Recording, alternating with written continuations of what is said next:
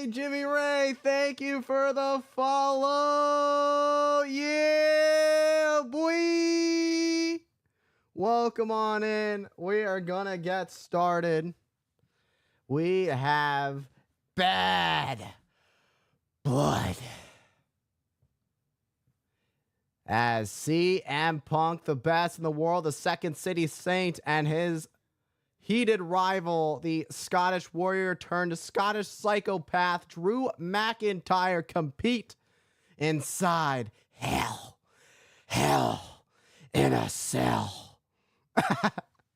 Anyways, how you doing, Jimmy Ray? Thank you for the follow. Thank you for tuning in. How are you, my friend? I am about to get these social media posts up and ready to go, so we can get this party on the go. Let's get this party on the go.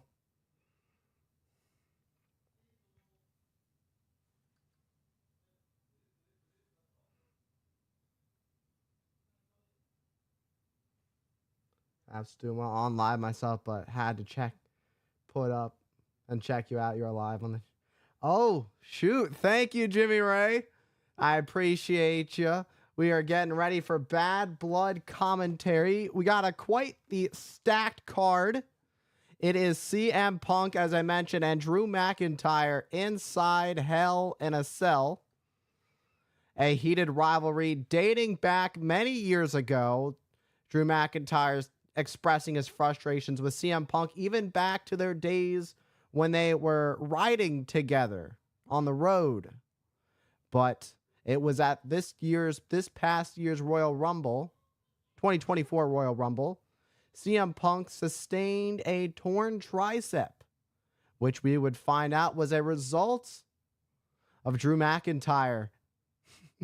And Drew McIntyre ironically saying, "I prayed for this and it happened." And then time and time again would the Second City Saint CM Punk cost McIntyre world title match after world title match, including costing McIntyre after winning the title after only holding it for 5 minutes and 20 seconds. Drew McIntyre held the title at WrestleMania, held the world title at WrestleMania until he decided to mess with CM Punk. You take it back to SummerSlam, CM Punk was finally cleared to compete. Well, CM Punk's emotions got the best of him, decided a GTS special guest referee Seth freaking Rollins. Well, it didn't play out because Drew McIntyre would hit Punk with a low blow, a Claymore for the 1-2-3. But then we'd take you to Bash in Berlin, and CM Punk would even up the odds, would even things up to 1 apiece with a victory over the Scottish Warrior Drew McIntyre in a good old classic strap match. And now CM Punk, after Bash in Berlin, was looking to move forward. Well, CM Punk thought he was going to look forward to Gunther's World Heavyweight Championship. CM Punk looking to achieve and get some gold again in his career. Well, things didn't turn out exactly as he thought. As he was celebrating on the announce desk, a man in a black hoodie would come behind and attack CM Punk, and to nobody's surprise, it was none other than Drew McIntyre, who got some unfinished business with CM Punk. We didn't see CM Punk for the following couple weeks.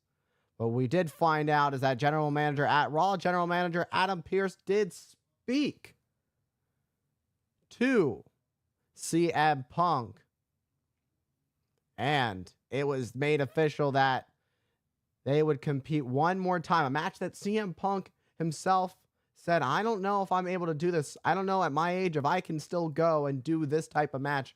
I don't know if I still have one more Hell in a Cell match left in me."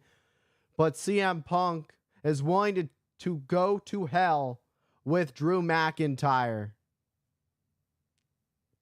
Thank you, Jimmy Ray. I appreciate you. I appreciate you, Jimmy. So that's coming up tonight. Finally, it all comes down to this. this heated rivalry throughout the year between CM Punk and Drew McIntyre, and it all ends in hell in a cell. And family, you go from one heated rivalry to another. Good thing we call it Bad Blood, because we're taking you to family that turned against each other. Damian Priest and Finn Balor. You got to look at both sides, because Finn Balor, sometimes the bad guy always has a valid, sometimes the bad guy has a valid point.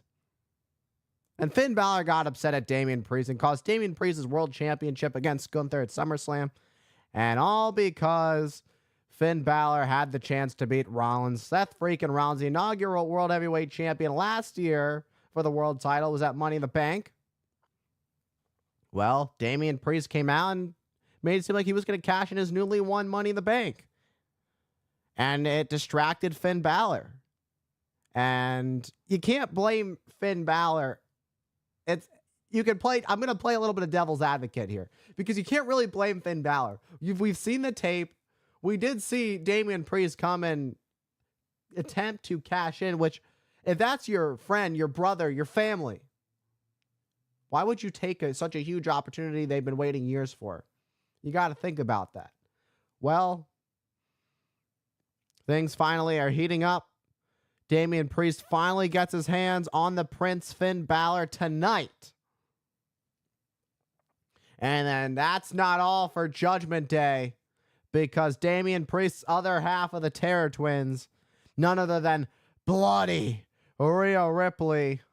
It is the Women's World Champion Liv Morgan defending her Women's World Championship against Rhea Ripley, with Dirty Dominic Mysterio suspended above the ring in a shark cage, with the reasoning behind that is Dirty Dom has been seemingly helping Liv Morgan retain time and time again, including at SummerSlam, where Rhea Ripley faced Liv Morgan for the Women's World Championship to try and regain the title, well, that she never truly lost. And unfortunately, it didn't work out too well for Rhea Ripley with the help of Dirty Dom.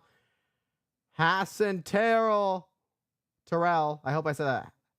Hassan Terrell, over on the YouTube side of the, I'm sorry. I hope I didn't botch that. I am so sorry. I hope I didn't mess that up. Welcome on in over on the YouTube side of things. How are you doing? Thank you for joining me tonight here on YouTube. We've got YouTube, we've got Twitch, we've got the gang, we've got Bad Blood. It all takes place tonight and just 17 minutes away. How are you doing, Hassan? Thank you for tuning in. What brings you to this side of the internet? Bad Blood. I am going to get...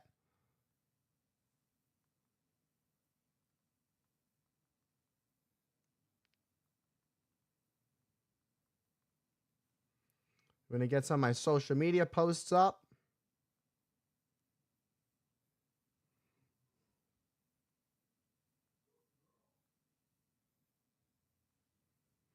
Going to get some of the social media stuff taken care of, and we will get on our way. Roman Reigns. Cody Rhodes. It shouldn't take me too long. I don't even think I'll post on Instagram tonight, because it never works.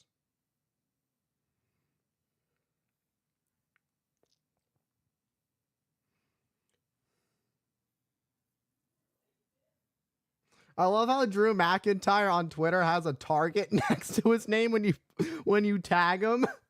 It might be the best thing ever. Drew McIntyre has a target next to his name. It's great.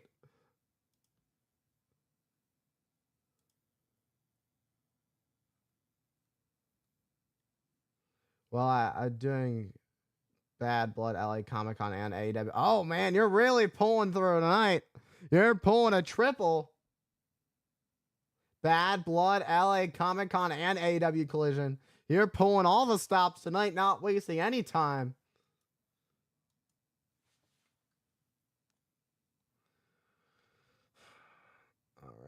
Copy.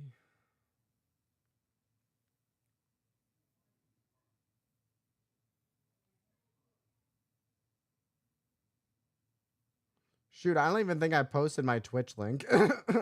That's fine. I don't even care. I'll just post it on Facebook.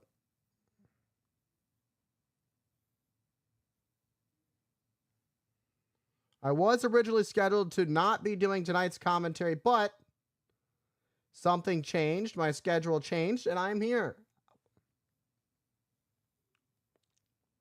Actually, my schedule didn't change. I'm recovering from an injury, but I can't physically lift anything, so here I am. I was supposed to be at MCW Pro Wrestling in Ridgely, Maryland tonight, but I couldn't make it due to some health issues. It's really tough for me to get around, but tonight, the hype is real with Hype the Commentator. All right.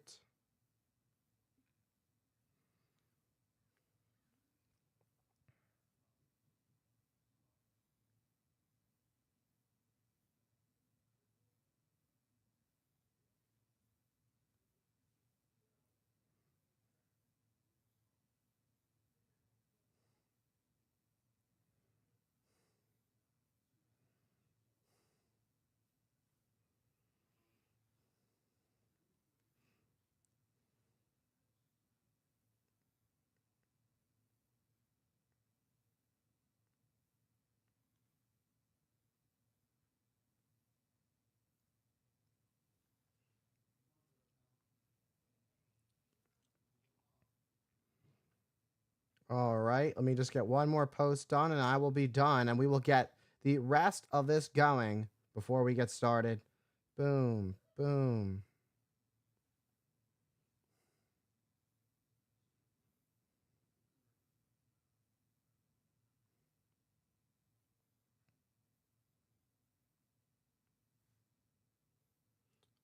Oh, Hassan, did you meet AJ Lee?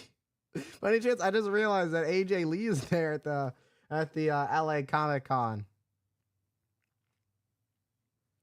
Because if you do, that's pretty cool. That's pretty darn cool, man.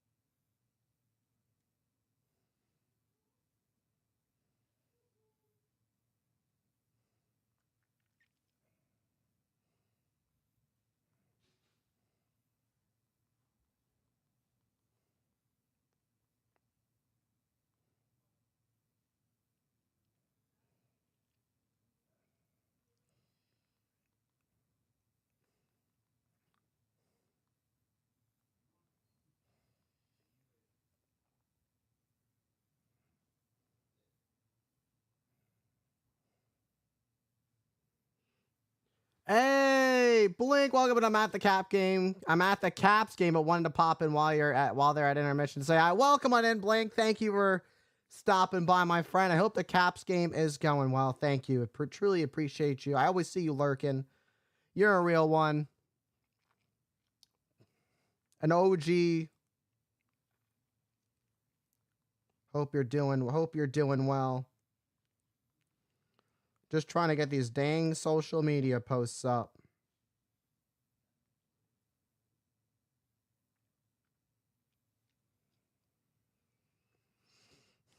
All right.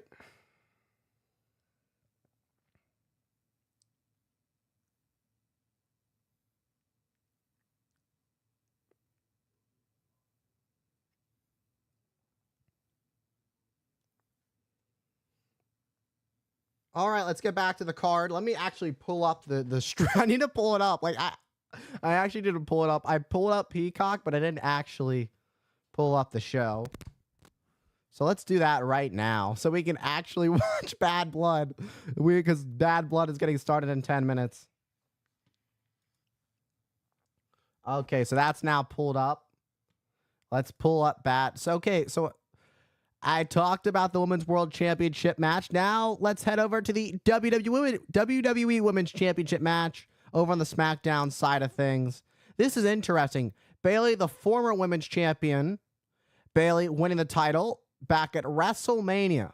But before that, Bayley went on to win the Royal Rumble back in January.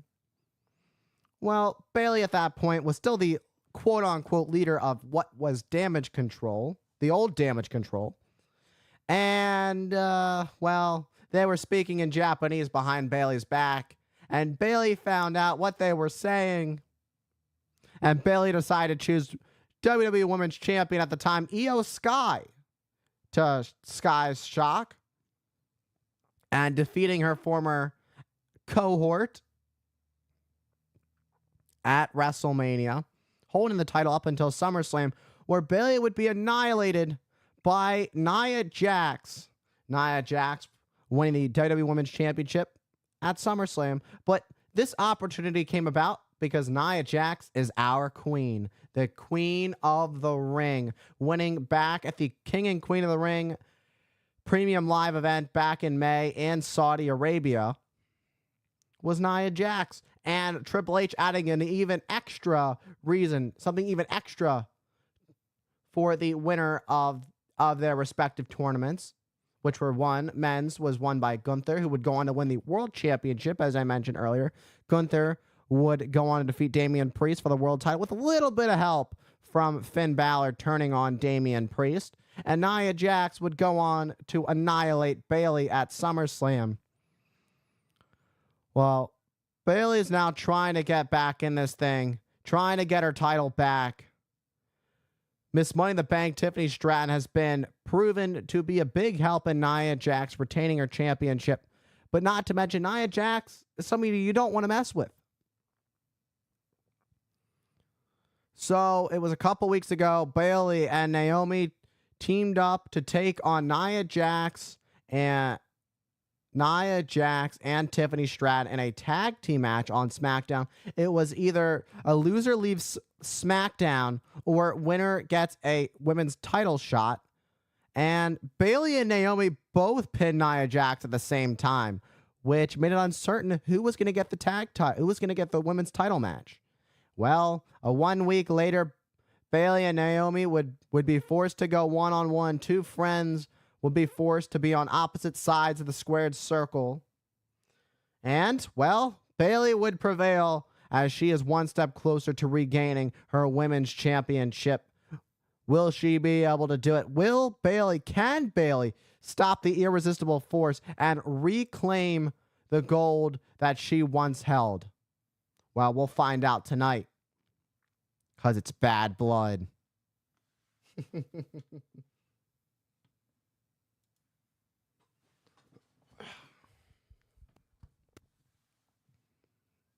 Also, we have our big talk about a star-studded tag team match. The undisputed WWE champion with his former rival. You talk about a heated rivalry. It spanned. It took place over a 2-year period between the American Nightmare, Cody Rhodes, and Roman Reigns. Cody Rhodes returning to the WWE. The prodigal son returns home to the WWE. WrestleMania 38 in Dallas at the AT&T Stadium, where Cody Rhodes would go on to defeat Seth freaking Rollins. Cody Rhodes would then go on to win the 2023 Royal Rumble and would challenge the Tribal Chief Roman Reigns at WrestleMania 39. Cody Rhodes would fall short due to the help of Sol Sikoa that would give Roman Reigns the victory to once again retain his undisputed WWE Universal Championship.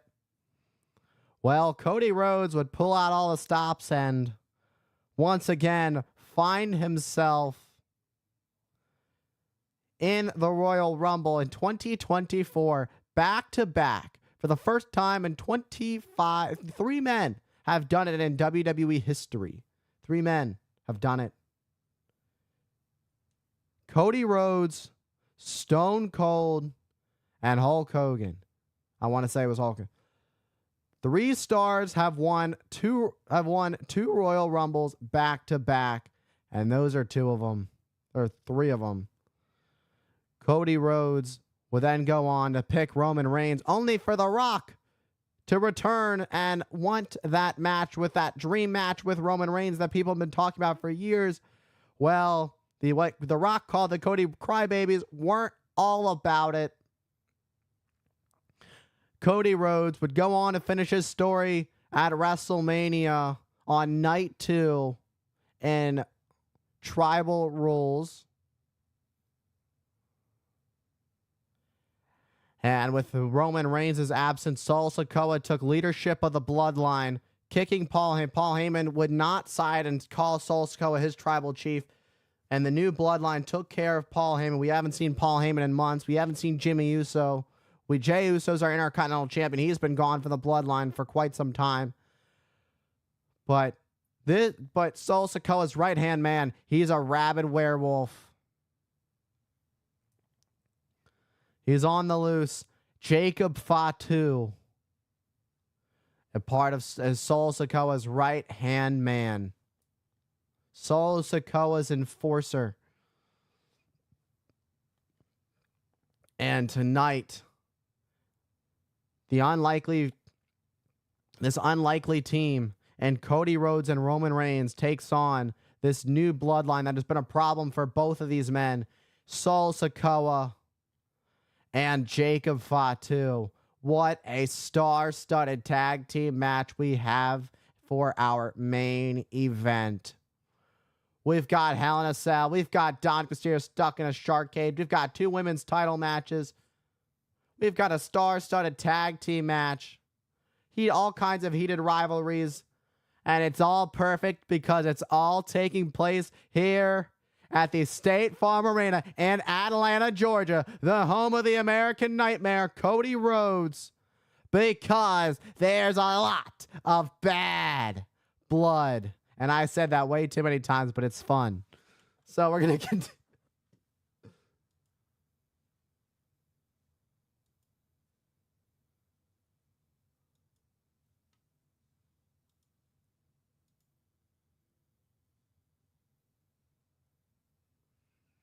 We have 3 minutes away from WWE Bad Blood. I want to thank you guys all for tuning in tonight. Thank you for choosing me to hang out with me tonight. It's been I've been going through a tough time, so I appreciate all the love and support. I'm trying to see what's going on here.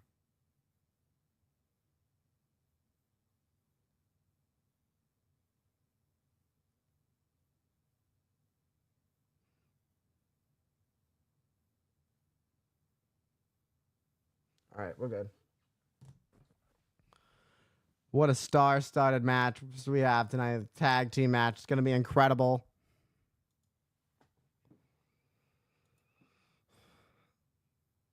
Two minutes away from WWE Bad Blood. Are we ready?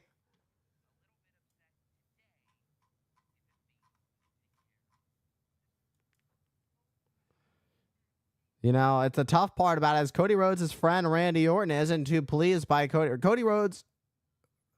Randy Orton and Kevin Owens both displeased by Cody Rhodes' decision to team up with Roman Reigns. After Roman Reigns is the reason that Randy Orton lost 18 months of his career. Roman Reigns and the Bloodline caused Kevin Owens so much torment.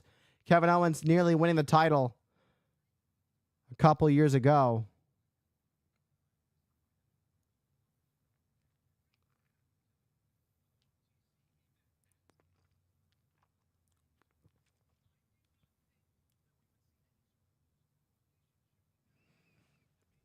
One minute to go for the Royal Rumble. Boy.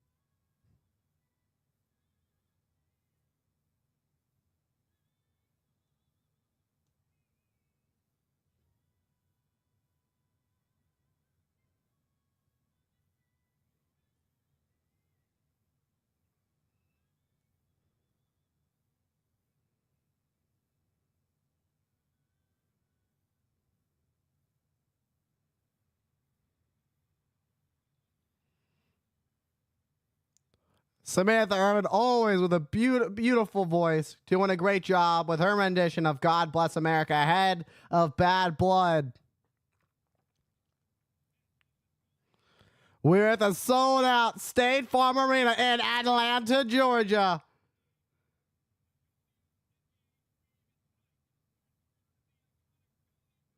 We return the return of WWE's Bad Blood. The iconic Bad Blood premium live event returns here in Atlanta, Georgia. We take a look at who arrived earlier. The second city saying CM Punk as he heads to hell with Drew McIntyre. And speaking of the Scottish Warrior, here's Drew McIntyre earlier, getting a feel of that Hell in a Cell cage. Drew McIntyre looks ready to destroy CM Punk. Oh. The devil's favorite playground once coined. The first Hell in a Cell match took place at this very premium live event.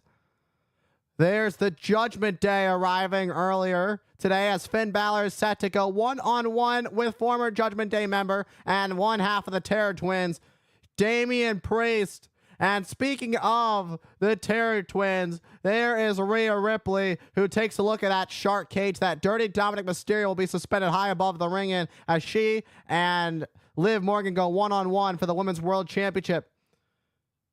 Welcome to the return of WWE Bad Blood.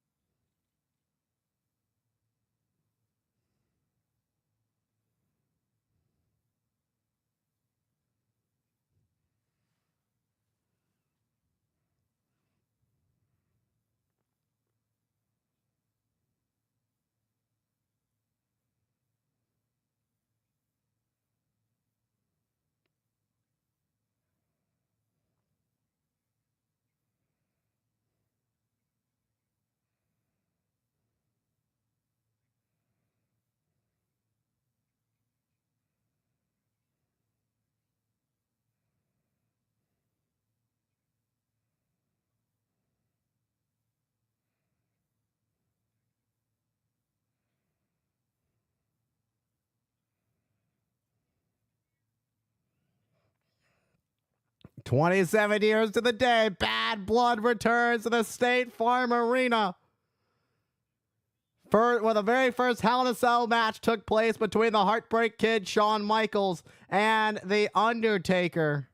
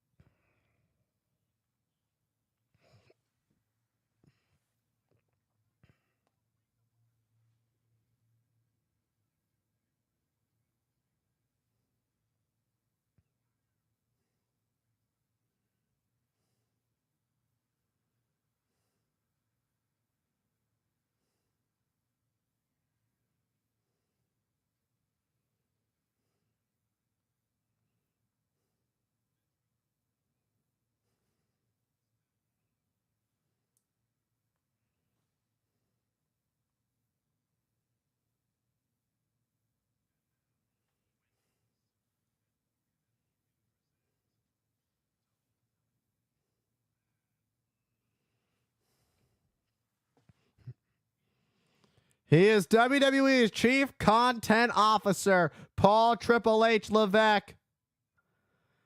And Triple H promising a historic announcement tonight.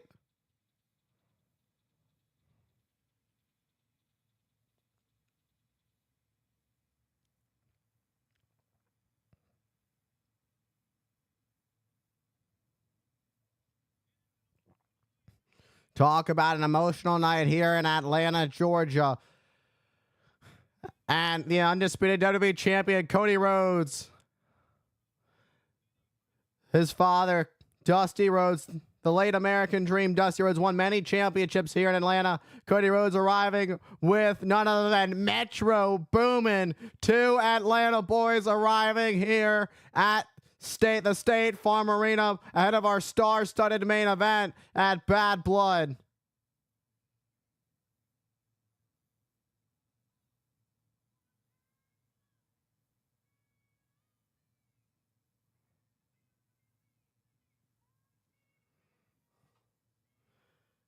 Welcome on in, Sabrina.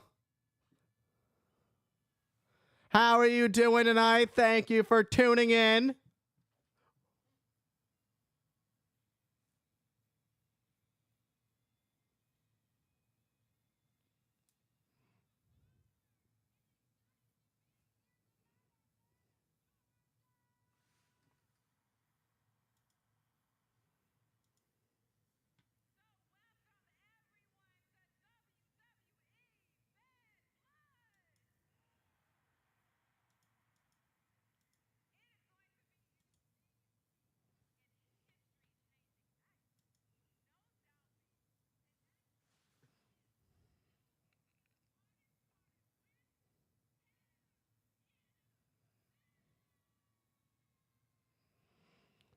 What a way to kick off Bad Blood. You are, ladies and gentlemen, looking live. You are all looking at the sold-out State Farm Arena here in Atlanta, Georgia. Home of Bad Blood tonight, 2024. 27 years to the day, Bad Blood, the first ever Bad Blood took place. Welcome to Hell in a Cell, the Hell in a Cell match, as the cell comes down. There's flames everywhere, because there's going to be hell to pay.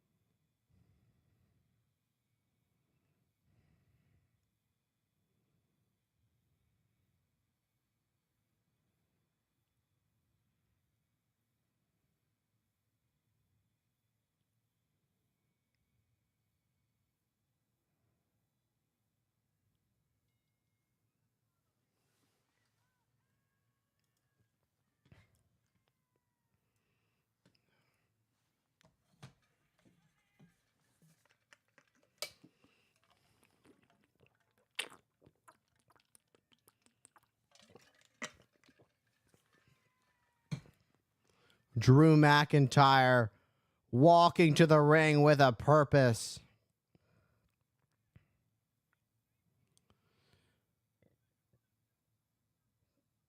Drew McIntyre, CM Punk. 27 years ago in St. Louis, it was Bad Blood. It was The Undertaker and the Heartbreak Kid, Shawn Michaels, inside Hell in a Cell for the very first time. But what would make history would be the debut of the Devil's favorite demon, the Big Red Machine, Kane. This is Drew McIntyre's third career Hell in a Cell match. Unfortunately, Drew McIntyre's 0-2 inside Hell in a Cell. See, Drew McIntyre with a made WWE PLE debut 15 years ago at Hell in a Cell in 2009. CM Punk was defeated by Drew McIntyre at SummerSlam and then lost to CM Punk at Bash of Berlin. But Drew McIntyre just wants to finish this off with CM Punk once and for all. Drew McIntyre couldn't let CM Punk go 1-1 in peace just because CM Punk defeated Drew McIntyre at Bash in Berlin. Drew McIntyre was not done. And now we're here. Drew McIntyre took out CM Punk. CM Punk thought, well, I'm going to go on to Gunther and move on to bigger and better things and challenge for the World Heavyweight Championship and reclaim some gold because it had been a long time since we had seen CM Punk hold some gold. And CM Punk got caught up in the moment. Drew McIntyre would surprise Punk from behind and take out CM Punk. And the following week, we'd find out from Raw General Manager Adam Pearce, well, CM Punk wants to raise the stakes at Bad Blood and end this heated feud once and for all. Talk about a heated rivalry that has been going on since the beginning of this year. CM Punk and Drew McIntyre. This is going to hopefully end things once and for all. This is a place of no return. This is Hell in a Cell. High stakes. We're joined behind us by WWE Hall of Famer Atlanta's own Goldberg. With his son Gage, they are taking in Hell in a Cell. But Killer Mike, Grammy Award-winning rappers in the house.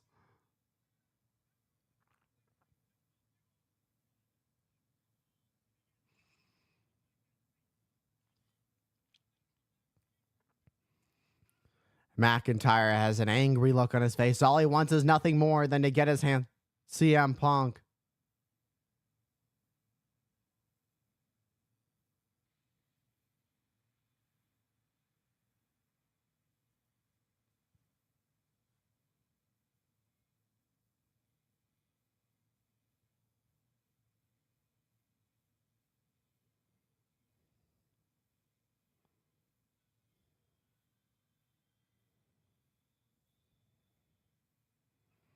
And there he is, the Second City Saint.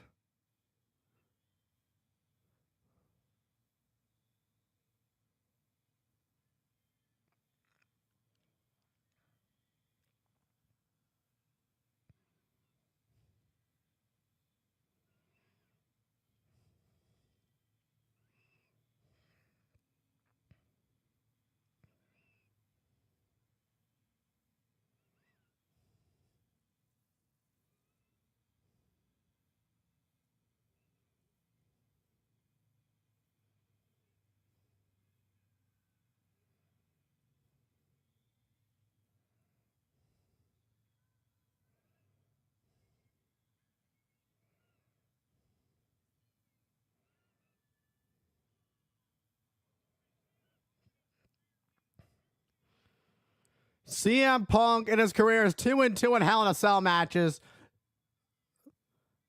This is his 5th career Hell in a Cell match. Last competed in WWE in Atlanta in February 2013. So welcome back to CM Punk here in Atlanta.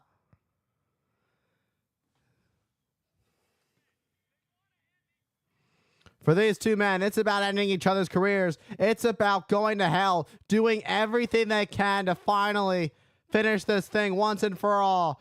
Till death do them from this world part, taking each other out of this world.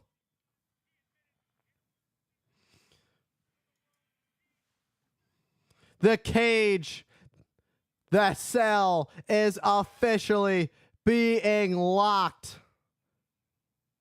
And now these two are officially locked inside Hell in a Cell as CM Punk makes his way into the ring. It is the Second City Saint, CM Punk, and the Scottish Warrior turned psychopath, Drew McIntyre. It all comes down to this. This is a match that CM Punk said, I'm not sure if I should do this, but this is a match. This is something I have to do. And Hell has arrived and hell is underway as the bell has rung. This match has officially begun.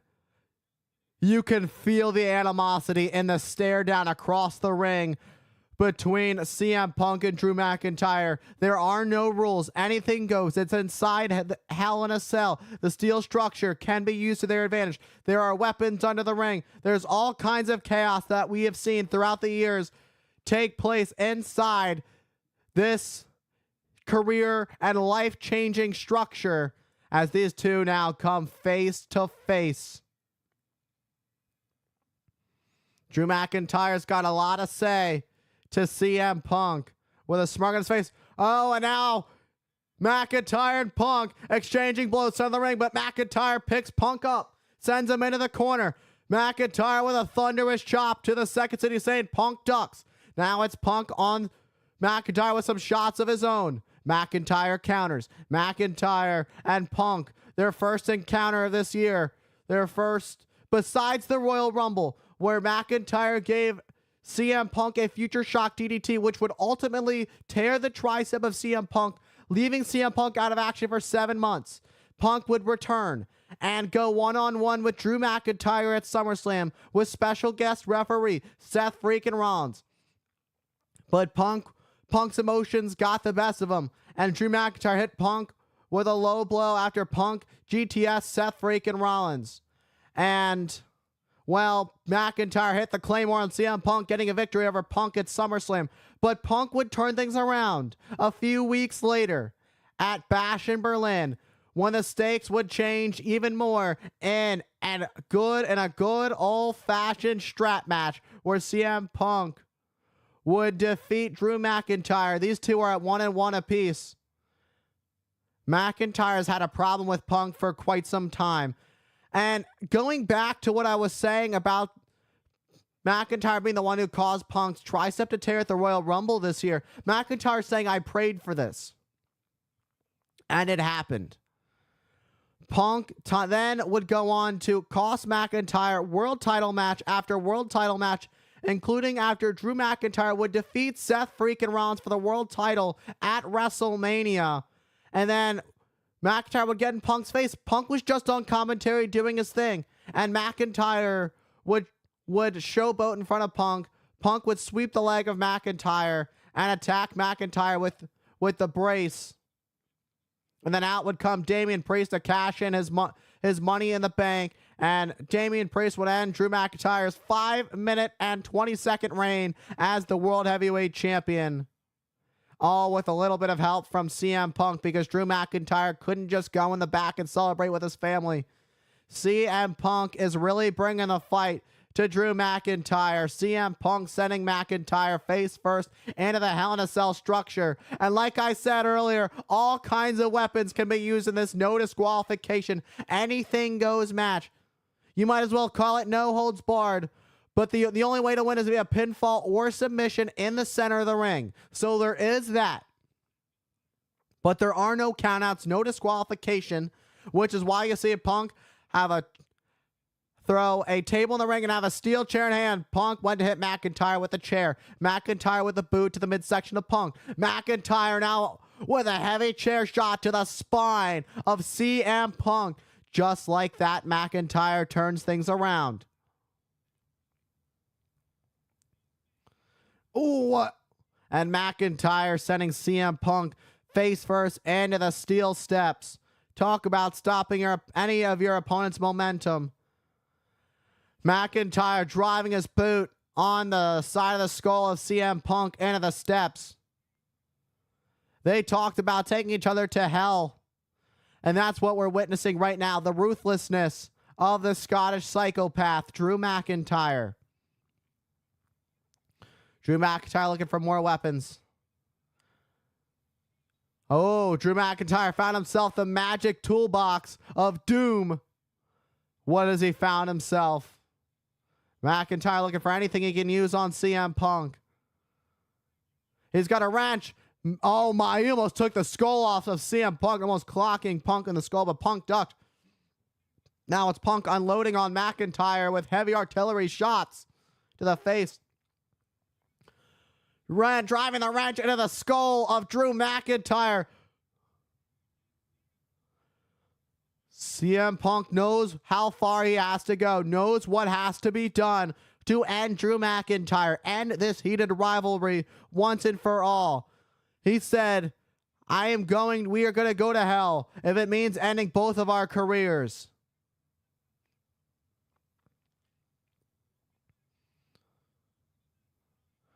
Oh, what a throat chop. Great counter by McIntyre. And it's all legal. It's what you got to do. McIntyre. Boot to Punk. McIntyre checking on his forehead after the wrench to the skull. McIntyre's got the... Oh. McIntyre just ripped off the hinge off. He was going to use the leg as a weapon on Punk. But Punk, saving himself from what could have been a tragedy, drop toe hold sends McIntyre throat first into the side of the table. Great counter from Punk. That's what you got to do to protect yourself. Fight or flight, and Punk chose to fight. Now Punk has the legs of the... Oh my God, he's going to punch. Oh my God. Driving it in the neck of McIntyre. This is brutal. CM Punk's head is a scary place to be in, and we're witnessing that right now. Oh! Just driving McIntyre back in to the back. Absolutely brutal of the table. I'm speechless at what chaos we're witnessing right now. It's so much to take in, but it's nothing that we haven't expected. But this is new. It's not every day you see something like this. This is brutal. That's steel. You're driving your opponent spine first, neck first, back of the head first, into the steel of the leg of the chair of the table, and now trying to poke McIntyre's eye out. You talk about an eye for an eye. CM Punk was literally trying to take out the eye of Drew McIntyre. And CM Punk said, despite the efforts of my friends and my family, I have to do this match. I do not have a choice. If this is what it takes to end this thing once and for all, I am willing to go to hell and put my career, put my life on the line to end Drew McIntyre once and for all. CM Punk has held on his promise of making sure Drew McIntyre never holds the world title again. He did that throughout this year during their heated rivalry when Punk was not clear to compete. Claymore to Punk. McIntyre just hit a Claymore on CM Punk. But McIntyre's out and can't capitalize.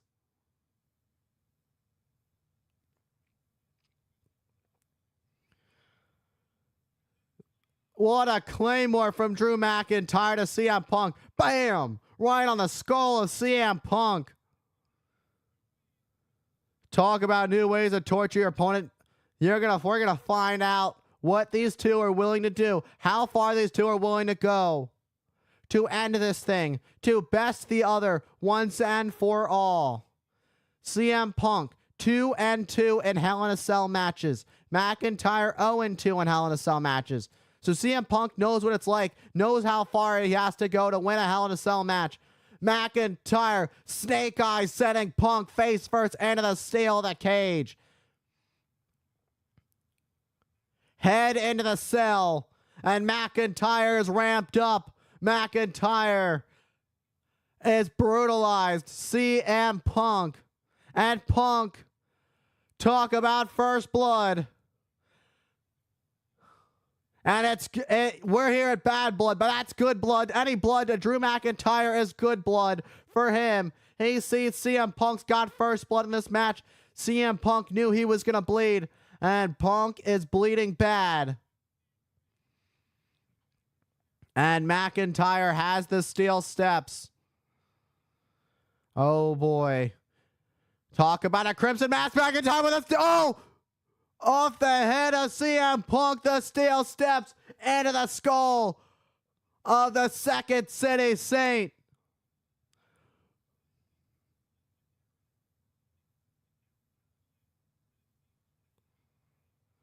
We've seen some of the great battles the State Farm Arena holds over what used to be the legendary Omni.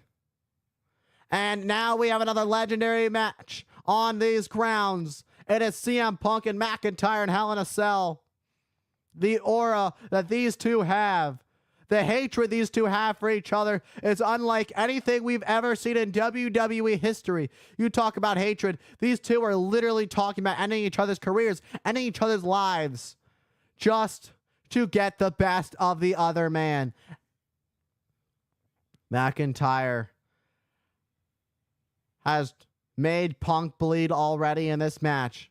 McIntyre got first blood on Punk. Oh, now using the wrench on the open wound of CM Punk. Right in the open wound of CM Punk, who's writhing in pain. McIntyre has a sick look on his face. No remorse whatsoever, but that was to be expected. We know how far these two are willing to go. We know how much these two already hate each other. Punk's got that crimson mask on his face. McIntyre grabs another table from under the ring. And it's all legal. No holds barred inside Hell in a Cell. This match has been one-sided for quite a bit of it, with McIntyre in control. CM Punk had some good points on McIntyre during this match, but it's McIntyre who's really taken the upper hand these last few minutes or so. First making Punk bleed, then driving the wrench into the face of CM Punk. And now McIntyre enjoying the fact that he has Punk's blood on his face. It's a representation of the war that is this match. McIntyre is as psychotic as you can get. And a sharp right into the face of Punk with Punk's blood on his fist. McIntyre admires what he has done to the Second City Saint here in Atlanta. Punk hasn't really competed at this level in quite some time. McIntyre has. McIntyre's been doing this for quite some time. And Punk has to figure out how far he needs to go.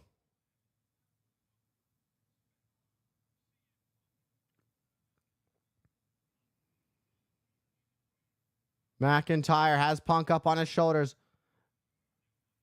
Sends McIntyre into the corner.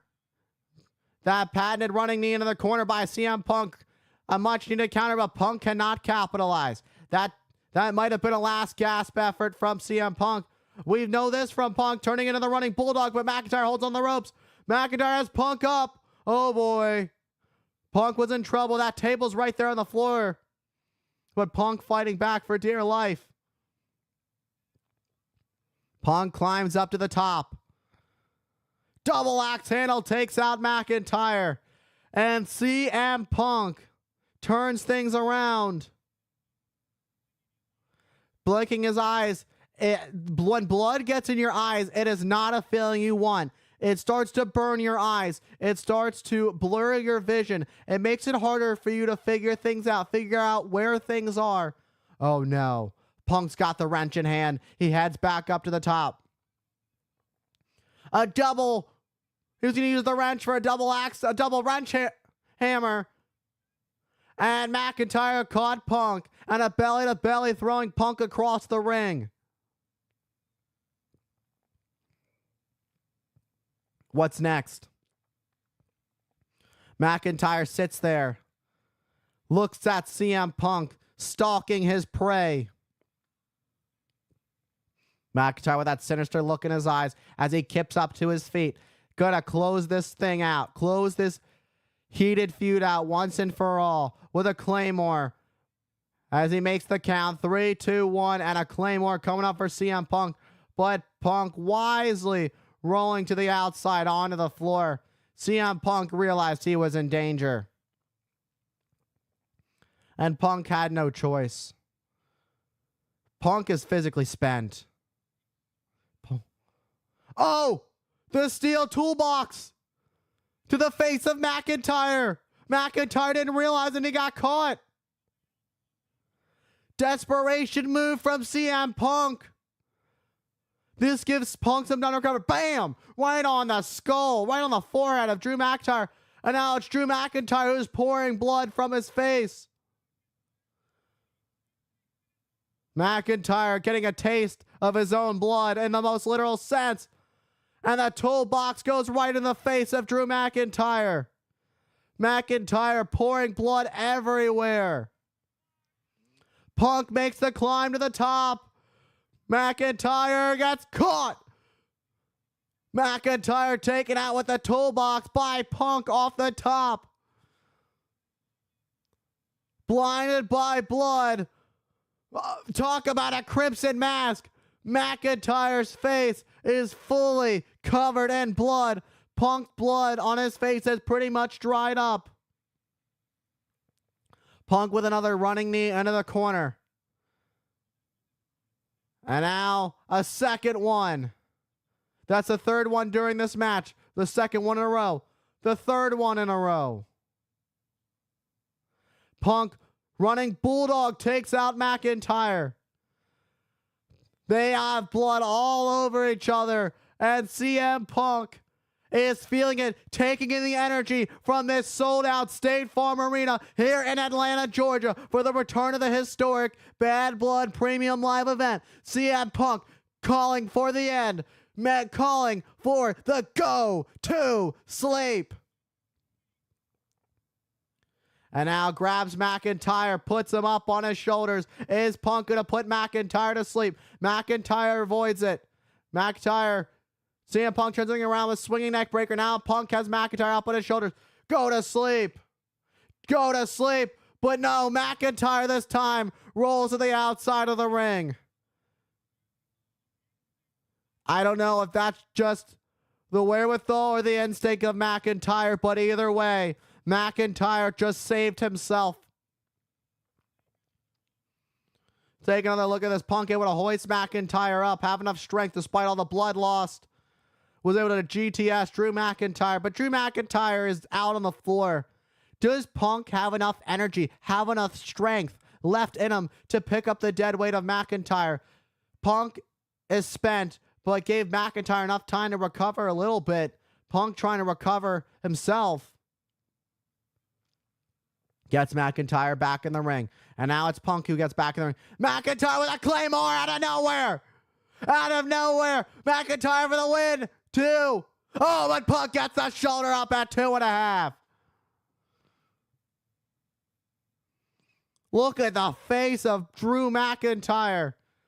McIntyre had somehow, some way found enough strength to connect with a vicious Claymore and an instinctive Claymore, that is, on CM Punk, then got hooked the leg, went for the cover, but it wasn't enough to keep CM Punk down for the 3. That is the second Claymore Drew McIntyre has connected on CM Punk in this match. We are truly witnessing how far these two warriors, these two WWE superstars are willing to go to cause hell on each other, to raise hell. McIntyre measuring up for another Claymore. No, but Punk sidesteps. Punk backed up. Punk gonna turn things around on McIntyre.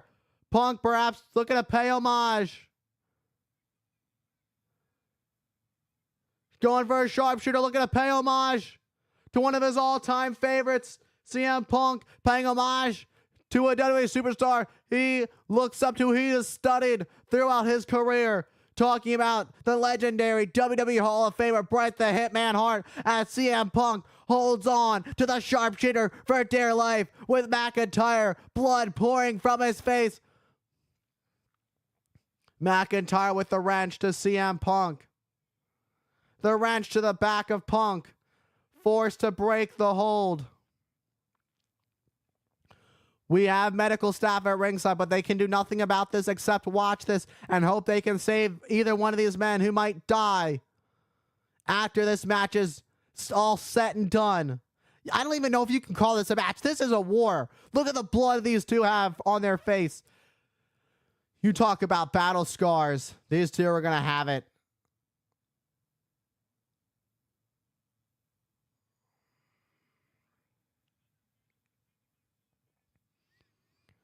Trying to wipe the blood off the face of McIntyre so that these two can continue to cause hell. But still blood pouring from the face of Drew McIntyre. It's still pouring. It's still fresh as a daisy. Punk is wary. Punk's up to his feet first. McIntyre gets back up. Punk with a left to McIntyre. McIntyre shakes it off. McIntyre with a right. Punk with a clubbing blow of his own. These two are worn out. They've got a little bit left in the tank. But they trade blows back and forth, going tit for tat. McIntyre, Punk. McIntyre, Punk. McIntyre with a boot to the midsection. The same way that McIntyre tore the tricep of Punk was thinking at the Rumble. McIntyre was up for a go to sleep. McIntyre with a thunderous chop to the chest of CM Punk. And another knife edge chop to the Second City Saint. And a third one to Punk. Roundhouse kick to Drew McIntyre. Both men are down. Can CM Punk capitalize? These two warriors, these two are going to hell. And CM Punk promised these two were going to go to hell. And, well, hell has arrived. And they promised blood. We've seen a huge bloodbath. And the ring is covered in blood. McIntyre saying Punk had no business being back in the WWE, that the WWE does not welcome back CM Punk. And to close out this trilogy, these two are going to war, and Punk proving that he can still hang. Oh, what a running knee to McIntyre. And Punk, what's Punk got in mind? McIntyre's got Punk up. Look at the power of McIntyre this late into the match. Oh, good Lord. Suplex through the table. But I don't think Punk's getting up. I don't know if McIntyre's going to get up either. They both crashed and burned through the table. Punk obviously getting the worst of that one from the suplex. Take a look at this.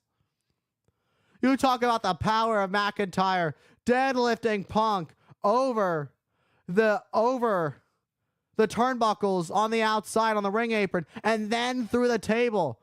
Talk about core strength. It takes a lot of strength in all parts of your body to do that to your opponent. And the fact that McIntyre, after losing all that blood, doing that this late in the match is absolutely incredible. It's an incredible feat of strength shown by the Scottish Warrior, Drew McIntyre, and how far he is willing to go to prove his point that CM Punk does not belong in WWE, to finish this trilogy off with CM Punk once and for all.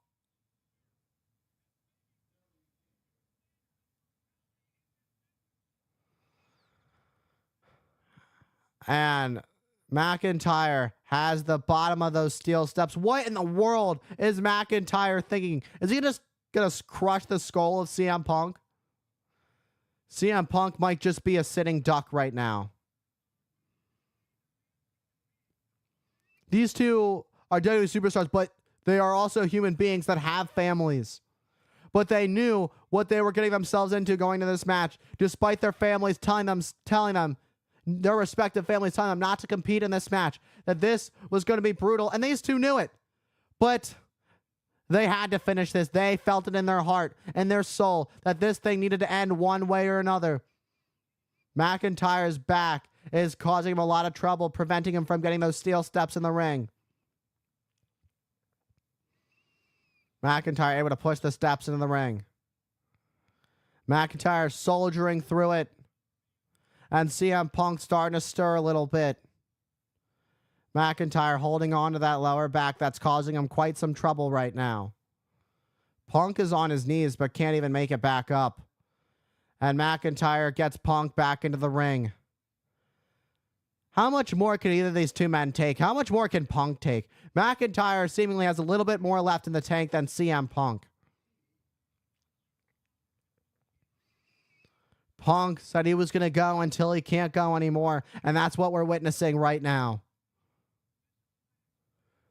And Punk, wait, Punk has McIntyre up with a go to sleep out of nowhere to the win. Oh, but McIntyre able to get the shoulder up just before the 3.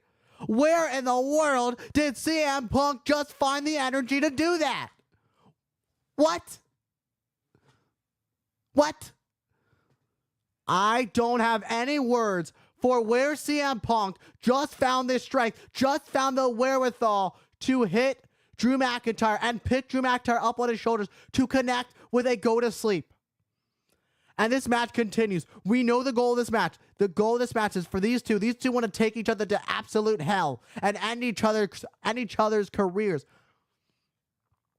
But McIntyre now has Punk up on his shoulders. Oh, no. Oh, white noise to Punk onto the steel steps. Punk's got to be done. McIntyre for the win. 1. Oh! Punk is still alive in this match. Let's take a look at this white noise. Look at this white noise. All the weight of McIntyre pushing down on Punk as Punk crashes and burns into the steel steps. Absolutely an incredible war we are seeing between these two heated rivals at Bad Blood.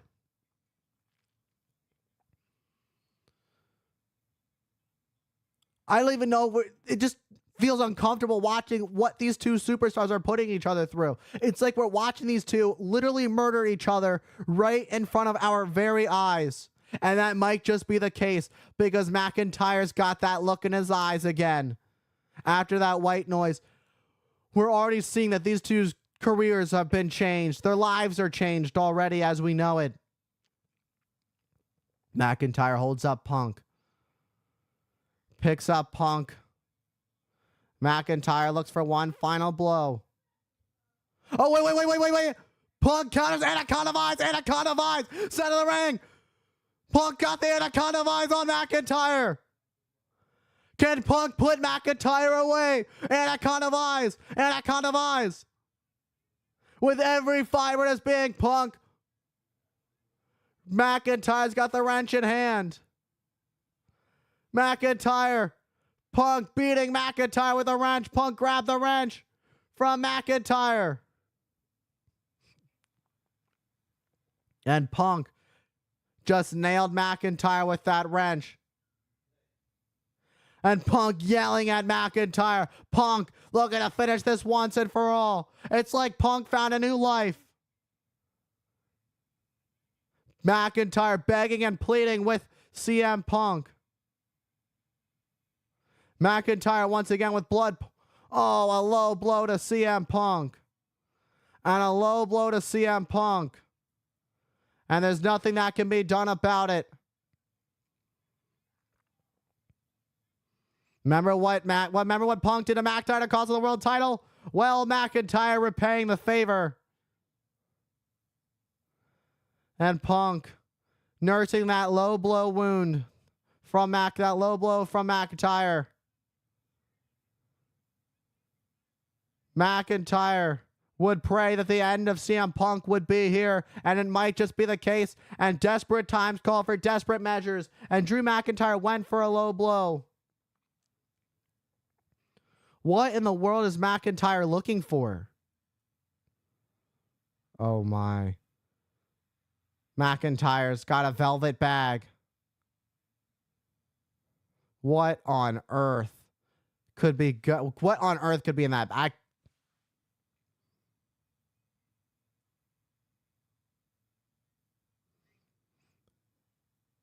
CM Punk is worn out.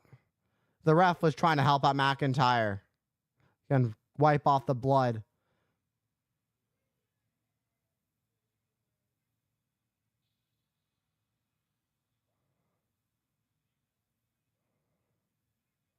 The ultimate screw you to McIntyre. The plastic pieces from bracelets.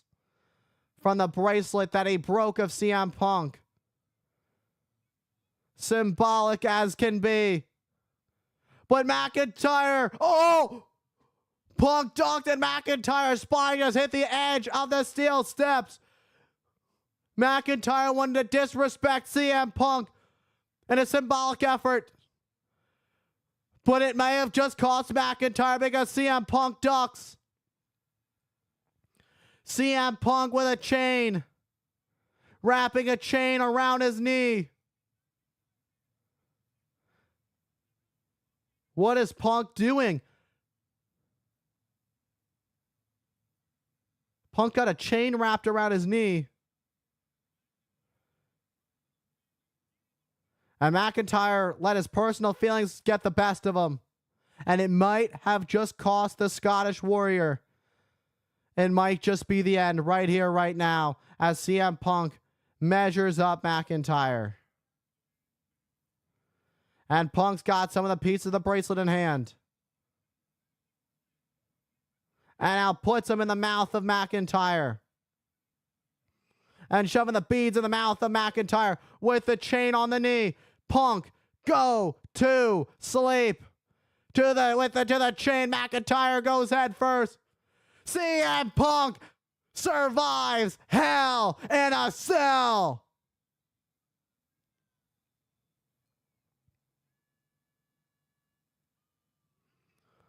What a war these two took each other through. They didn't know if they could do it, if this was going to be the right call to compete in Hell in a Cell. But what they did know is this is a match. This is what needed to be done. And CM Punk didn't think he had one more Hell in a Cell match left in him. But what we just witnessed was CM Punk putting his life on the line, much like McIntyre. And McIntyre's emotions got the best of him, bringing out the beads of the bracelet that McIntyre broke. And it cost McIntyre in the end with a final GTS on the steel chain wrapped knee of Punk. Punk GTS McIntyre. Let's take a look at the most brutal moments. McIntyre with a claymore to CM Punk. Went for the cover. We thought that was it. And Punk. And then there's the suplex. This was deep into the match. Both these men were down for quite some time. And then here came the beads of the bracelet. McIntyre took out the bag. And that's what happens when you mess with a man's family. And McIntyre's lower back hitting the edge of the steel steps. A hard landing for McIntyre, and it cost him everything. CM Punk putting the beads in the mouth of McIntyre. Punk then with a go to sleep to Drew McIntyre with the steel chain wrapped around his knee for one final blow. CM Punk with a final cover. Couldn't even hook the leg. Just laid on McIntyre. But McIntyre was laid out, and CM Punk survives Hell. Tonight in the Devil's Playground, the Devil reigns supreme. And that is the Second City Saint, CM Punk. CM Punk knew he was going to war with Drew McIntyre. And the Devil told him to. And the Devil is CM Punk. As he reigns supreme in this heated rivalry against the Scottish Warrior, Drew McIntyre. CM Punk stands tall.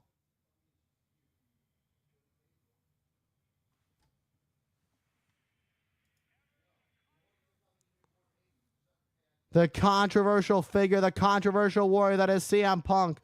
Whatever you want to say about him, CM Punk gave it everything he got. The Second City Saint took out Drew McIntyre.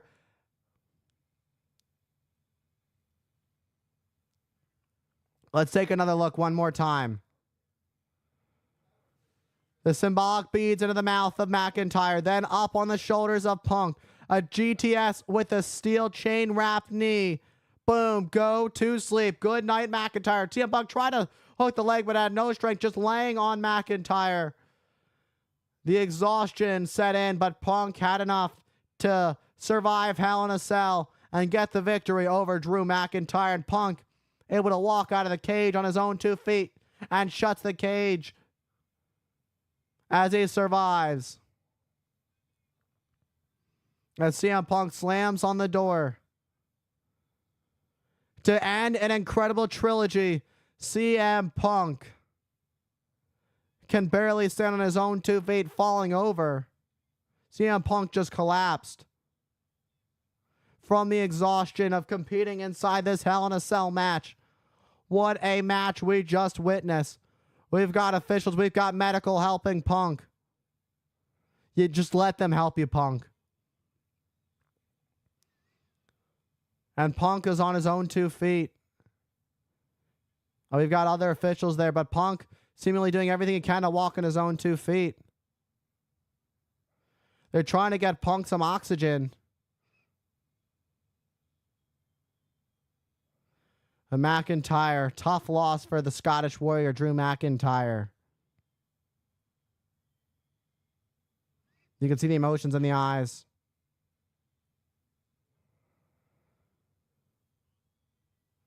What is going on in your mind if you're Drew McIntyre? What's next? What do you do? Where do you go from here? CM Punk getting some extra oxygen. Being administered oxygen right now. You can see the disappointment in the face of McIntyre. He's got to be feeling all the disappointment. He tried. He gave it his best effort, but his emotions got the best of him.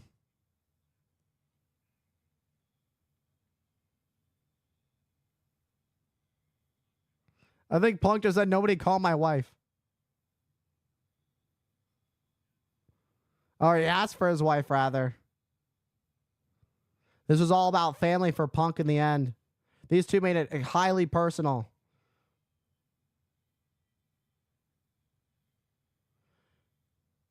CM Punk stands on his own 2 feet as he survives Hell in a Cell.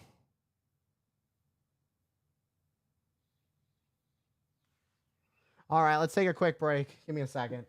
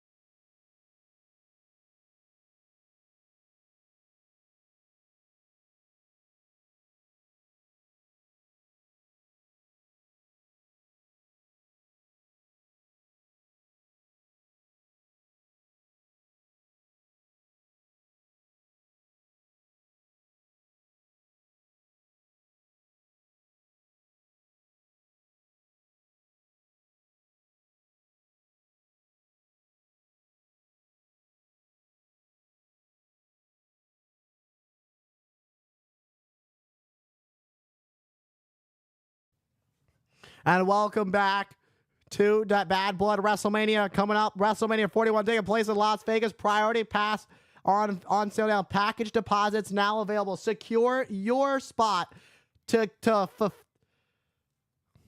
get the best of WrestleMania 41 in Las Vegas. But we are back in Atlanta, Georgia. It's Bad Blood. We just witnessed one hell of a Hell in a Cell match between CM Punk and Drew McIntyre. But coming up next for the WWE Women's Championship and for Bayley and a chance to reclaim her championship she lost to Nia Jax at SummerSlam. Let's take a look at the lead up to this matchup. All right.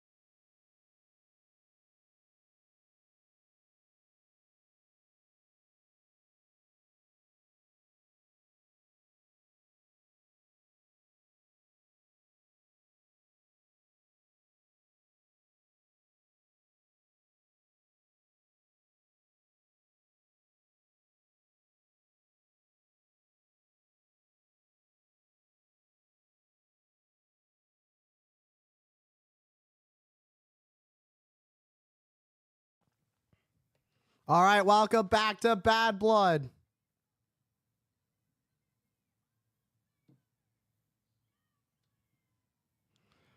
WWE Hall of Famer Jacqueline is in the house as we're about to... Lillian Garcia also in the house here at Bad Blood.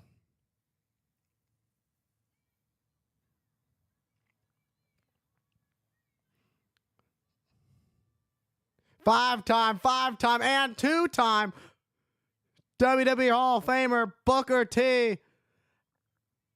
NXT commentator Booker T. Now NXT over on the CW. Legends are in the house to witness Bad Blood.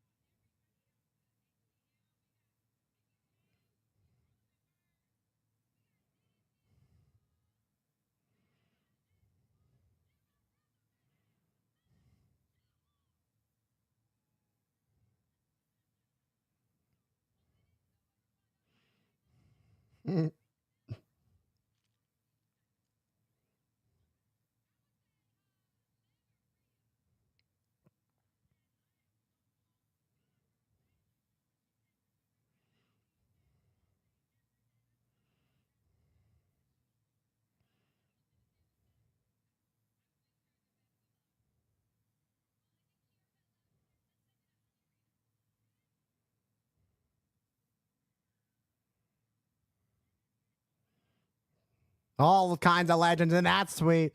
What a suite full of legends.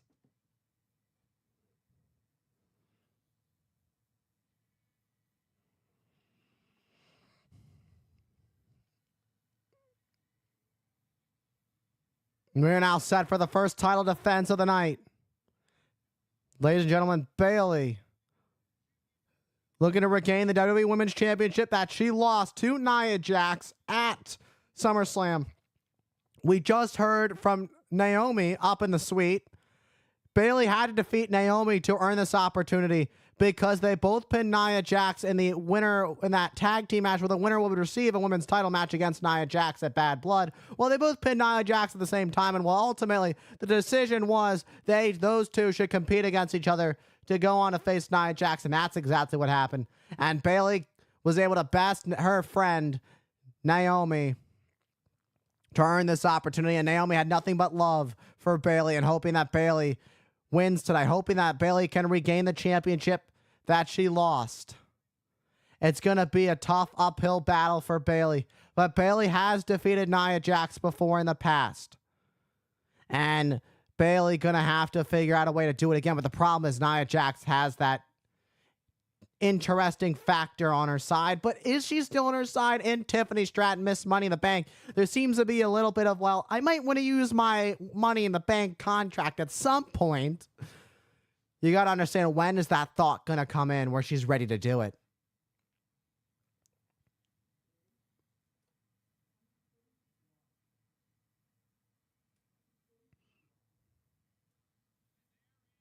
And there's the irresistible force, the Queen of the Ring, the WWE Women's Champion, Nia Jax. The look on her face as she makes her way to the ring, just eyes locked in on her challenger, Bayley. Wants to make sure that she leaves as the champion. Bayley, you can see a little bit of nervousness on her face. Bayley knows this isn't going to be an easy challenge. It's not going to be easy. This is Nia Jax's 63rd day as the WWE Women's Champion. What Nia needs to do now is focus on the task at hand, take care of Bayley, move on, and go from there. What she can't do is worry about that lingering thought of her friend, or her so-called friend in Tiffany Stratton, because you got to think that thought is in the back of her mind. Shop the WWE gear now at Fanatics.com. Download the Fanatics app. On the all-new Fanatics app, get all the exclusive WWE merch. Let's take you to the ring to the wonderful Samantha Irvin.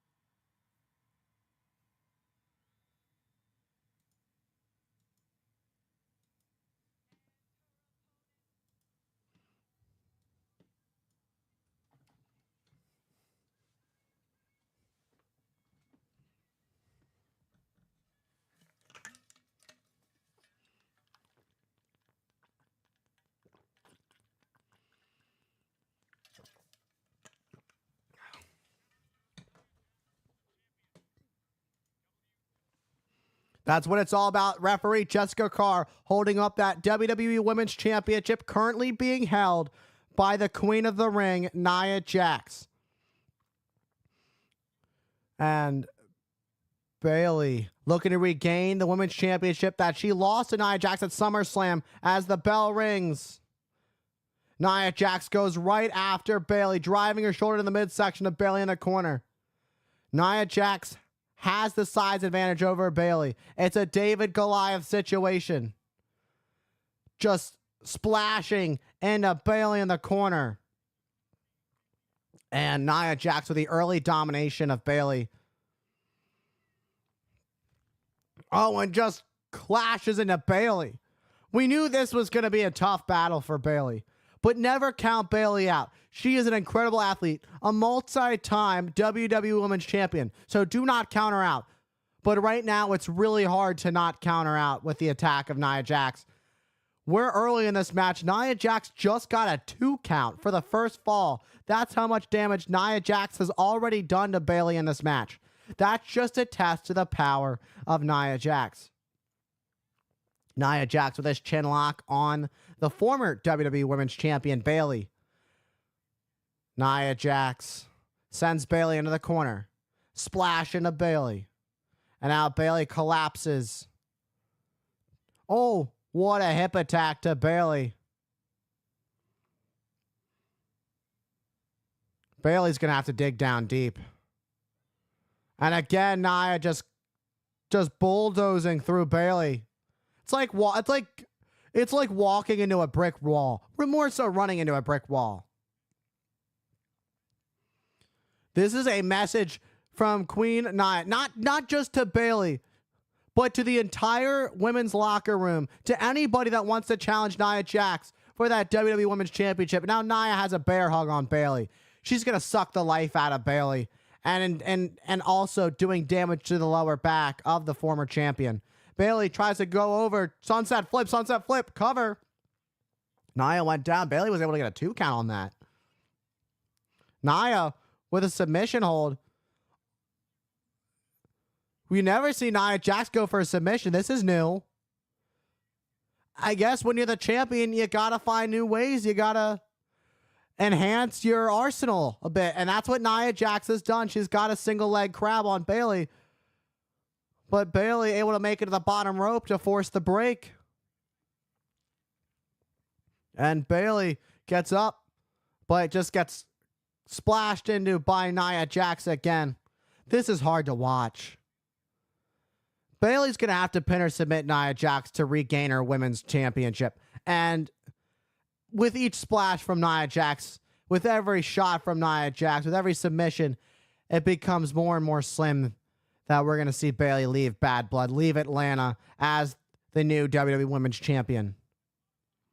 This modified camel clutch by Nia Jax. Bayley trying to break free. Bayley starting to fight back. Can Bayley break free? Can Bayley find a way in this match? Slides under Nia Jax. Bayley needs to use any kind of quickness she has left, despite the attack from Nia already done to her.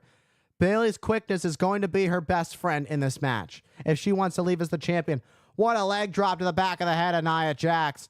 That's exactly what Bayley's needed. Is this the opportunity Bayley's been waiting for? Bayley was thinking suicide dive, but instead, baseball slide takes down Nia Jax. And Bayley now heads over and she clubs away onto the face of Nia Jax. And sends Nia Jax back into the ring. Bayley back into the ring as well. Goes to the cover. Nia gets the shoulder up it too. Bayley holds the record as the longest reigning, now defunct SmackDown Women's Championship. Oh, and a ringer on the rope, a rope ringer to Jax, and Bayley suicide dive, taking Nia down. I think Bayley might have gotten the worst of that one. The way Bayley just, it felt like Nia blocked it the best she could. But that's just a test to the power and the size of Nia Jax. And a headbutt to Bayley. And Bayley is going to have to dig down deep. Deeper than she's ever had to if she wants to leave as the women's champion. Nia Jax with a slow, methodical attack on Bayley. What we know, what we've seen before from Nia Jax time and time again. Bayley in a really precarious situation as Nia Jax splashing the back of Bayley.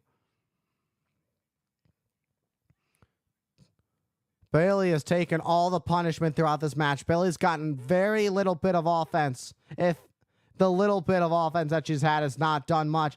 Nia was thinking Annihilator, but Bayley gets back up to her feet. Bayley was realizing where she was and that was not going to be good for her. Bayley trying to soften up Nia Jax, trying to do whatever she can to turn things around, to turn this match into her favor. Oh boy, can Bayley do it? Bayley was able to do it at SummerSlam. Oh, but Nia. I think Nia just reversed it into a Hurricane Rana. And Nia with a Bayley to belly to Bayley. Nia using Bayley's own move against her. Can we get a replay of that? Bayley took a little bit too long on that power bomb. I want to see that one more time. But no, let's get there it is. Let's take a look at this. Yeah, Nia Jax like turned it around a little bit. She shifted her weight and Bayley flipped over. Nia, the way Nia had her feet hooked on the inside of Bayley, it allowed for a shift in momentum. Brilliant. We're seeing a lot of new things done by the champion. The champion really raising her style points and raising her stock in this match, adding new moves to her arsenal. Pulling out some new moves, adding some to the playbook. Nia Jax, splash. Bayley got out of harm's way. Nia cannot afford to waste any time. Nia cannot afford to waste any time. Bayley with a knee to Nia Jax. Bayley's got Nia Jax right where she wants her. Bayley, sunset flip bomb into the corner. But Nia just landed right on Bayley. I think Bayley got the worst of that.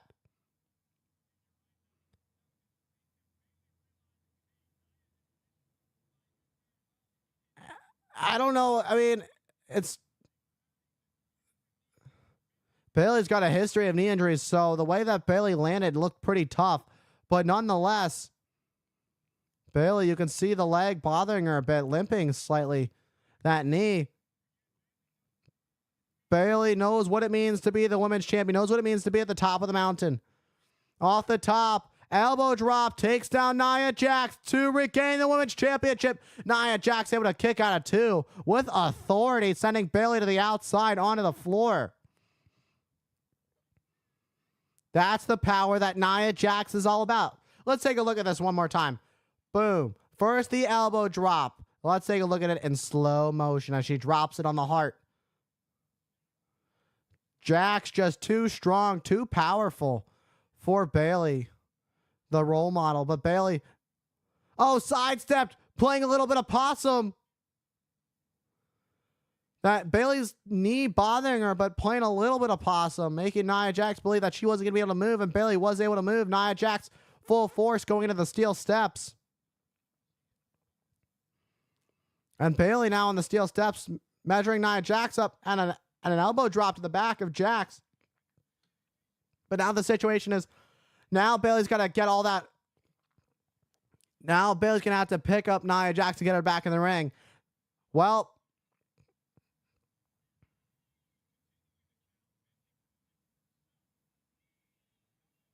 Bayley realizing she can't win the championship by herself, by count out. She couldn't pick her up. And Nia Jax with the clubbing blow to the midsection of Bayley.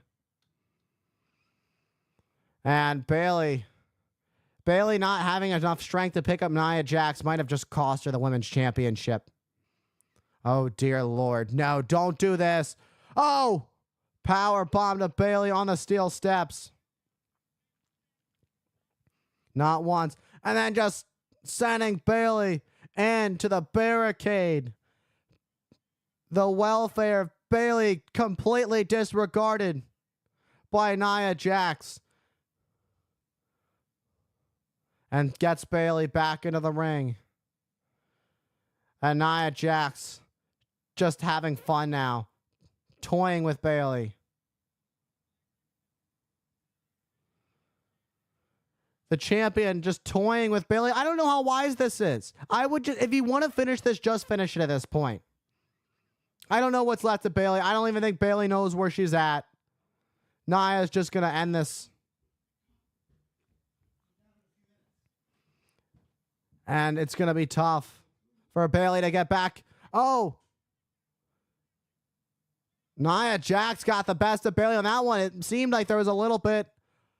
It seemed like Bayley might have turned things around, but instead it was Nia Jax who connected on Bayley. You see that women's championship right there. That's what this match is all about. The WWE Women's Championship. Let's take a look at this. That power bomb to Bayley on the steel steps. Then tossing Bayley into the barricade.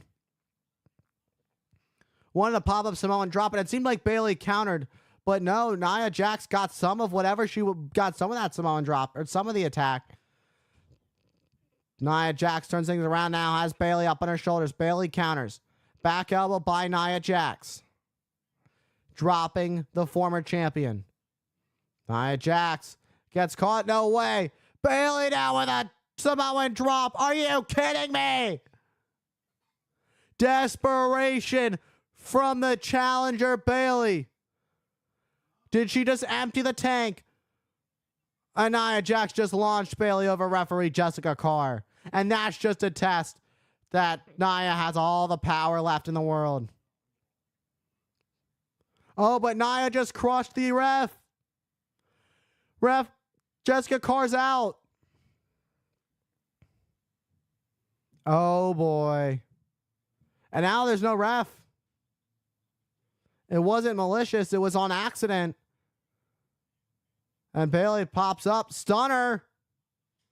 Pop-up stunner from Bayley. Rose plant. Rose plant, but there's no ref. There's no ref.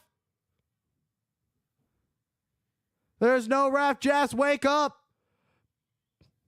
Uh-oh, look who's in the house. And it's going to happen.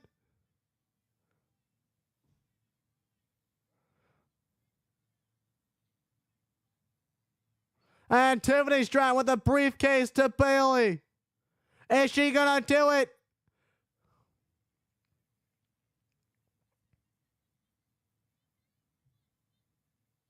Oh. Jessica Carr has the briefcase. Uh-oh. Uh-oh. And Nia Jax just sat up. Was Tiffany going to betray Nia Jax and cash in the Money in the Bank? It seemed that way.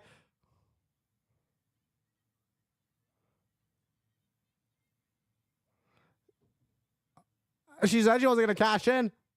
Bayley. 1, 2. Oh, Bayley thought almost had her. But Nia Jax able to kick out. That count might have been it, but who knows?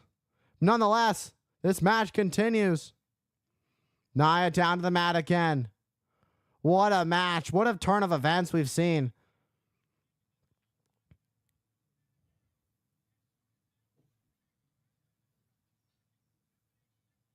And the distraction allowed Nia Jax. Tiffany threw the briefcase at Bayley. And now Bayley on the shoulders of Nia Jax. That's good. Oh, boy. High above the ring. Samoan drop. Bayley's done. Good night. And once again, a distraction. And Nia Jax reigns supreme as still the WWE Women's Champion.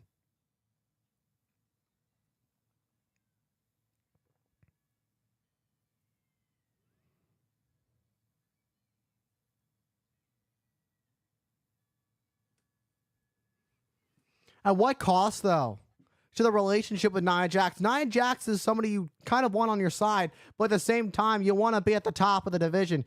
Everybody, you don't come into this if you don't want to be the champion. And the fact is, Nia Jax is still the champion.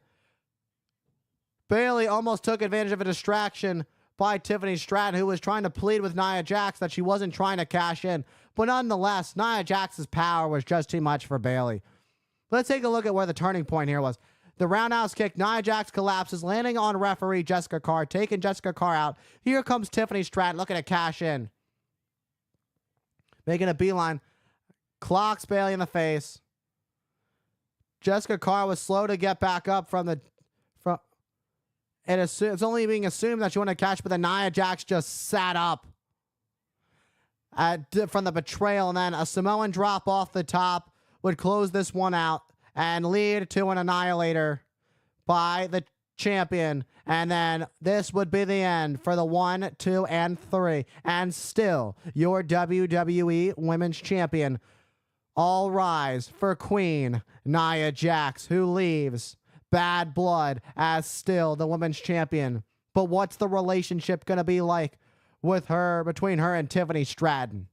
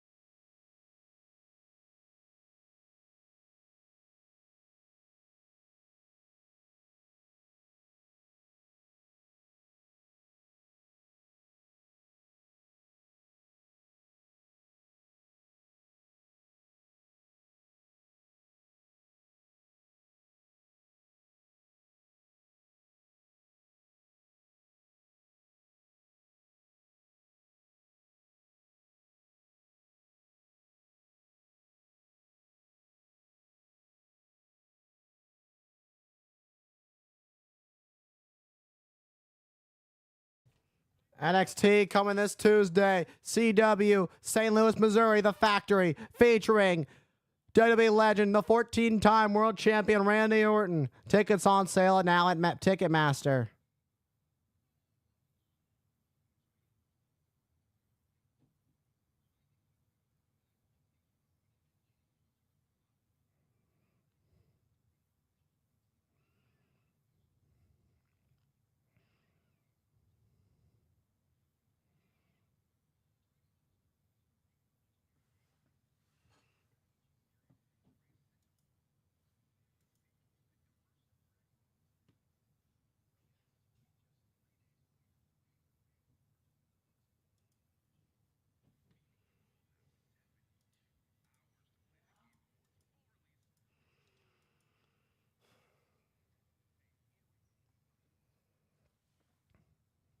What a show we've been witnessing tonight. I want to thank you all for hanging out with me. I'm going to be honest, it's been a real tough time. I'll go more into it after stream. after the show's over. But coming up, once upon a time, these two brothers stood tall in the Judgment Day. They dominated, but now Balor and Priest for the Peacock Premium subscribers, we're going to take a look at the history between Finn Balor and Damian Priest. Let's go to commercial break.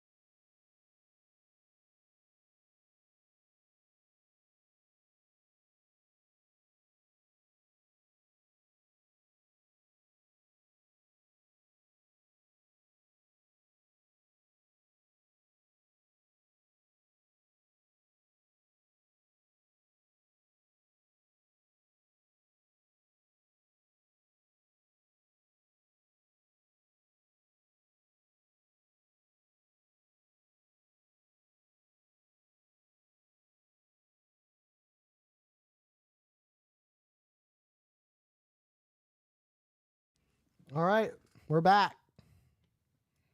X-Pac's in the house.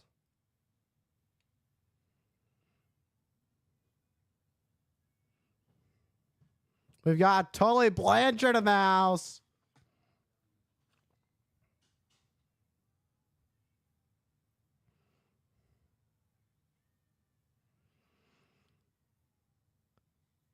Two of the four horsemen, Tully Blanchard and Arn Anderson, tag team known at once upon a time the Brain Busters, ruling the tag team division here in the WWE. But you know what? Who rules the WWE's tag team division now? It's the Judgment Day. Finn Balor, one half of the World Tag Team Champions.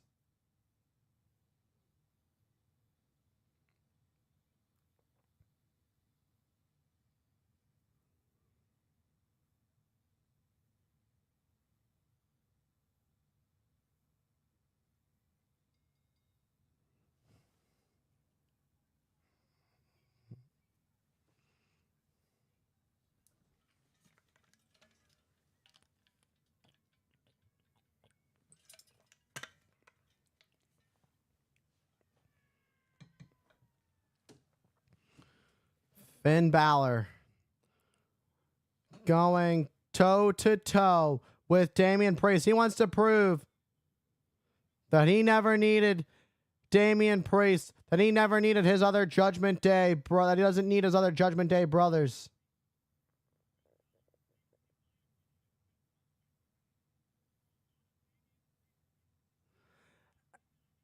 And Balor, Priest should really kind of thank Balor for a lot of the success of Damian Priest. Balor was there to help Priest retain some of it, his titles retain his title a couple times when Priest reigned as El Campeón, the World Heavyweight Champion. But ironically, it would be Finn Balor, the same man that would help Priest retain his championship, would be the same man that would cost Priest the World Heavyweight Championship at SummerSlam. Ultimately, Priest would lose the World Heavyweight Championship to the now World Champion, the Ring General Gunther. Balor awaits his opponent, his former brother in the Judgment Day.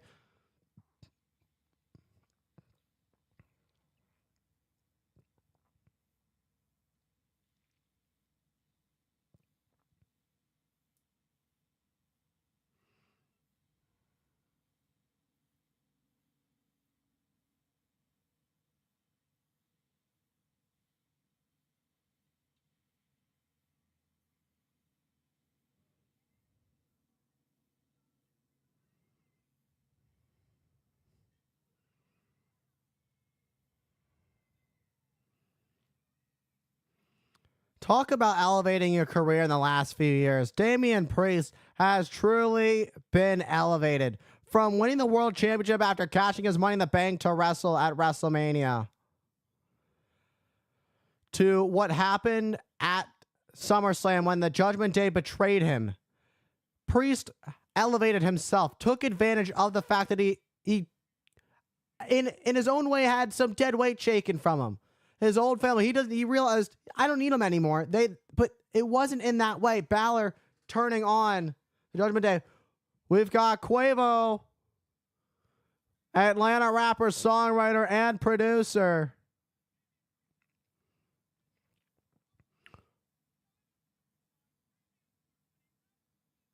Lil Baby in the house. Everybody's in the house. Lil Baby, Grammy Award-winning rapper.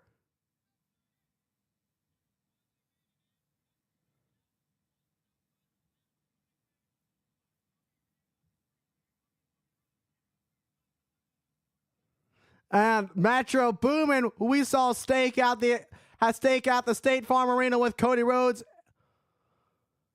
And Metro Boomin's in the house. Everybody's in the house for Bad Blood. We've already witnessed a historic premium live event that is opening up tonight with Punk and McIntyre in a hellacious Hell in a Cell match in which Punk reigns supreme.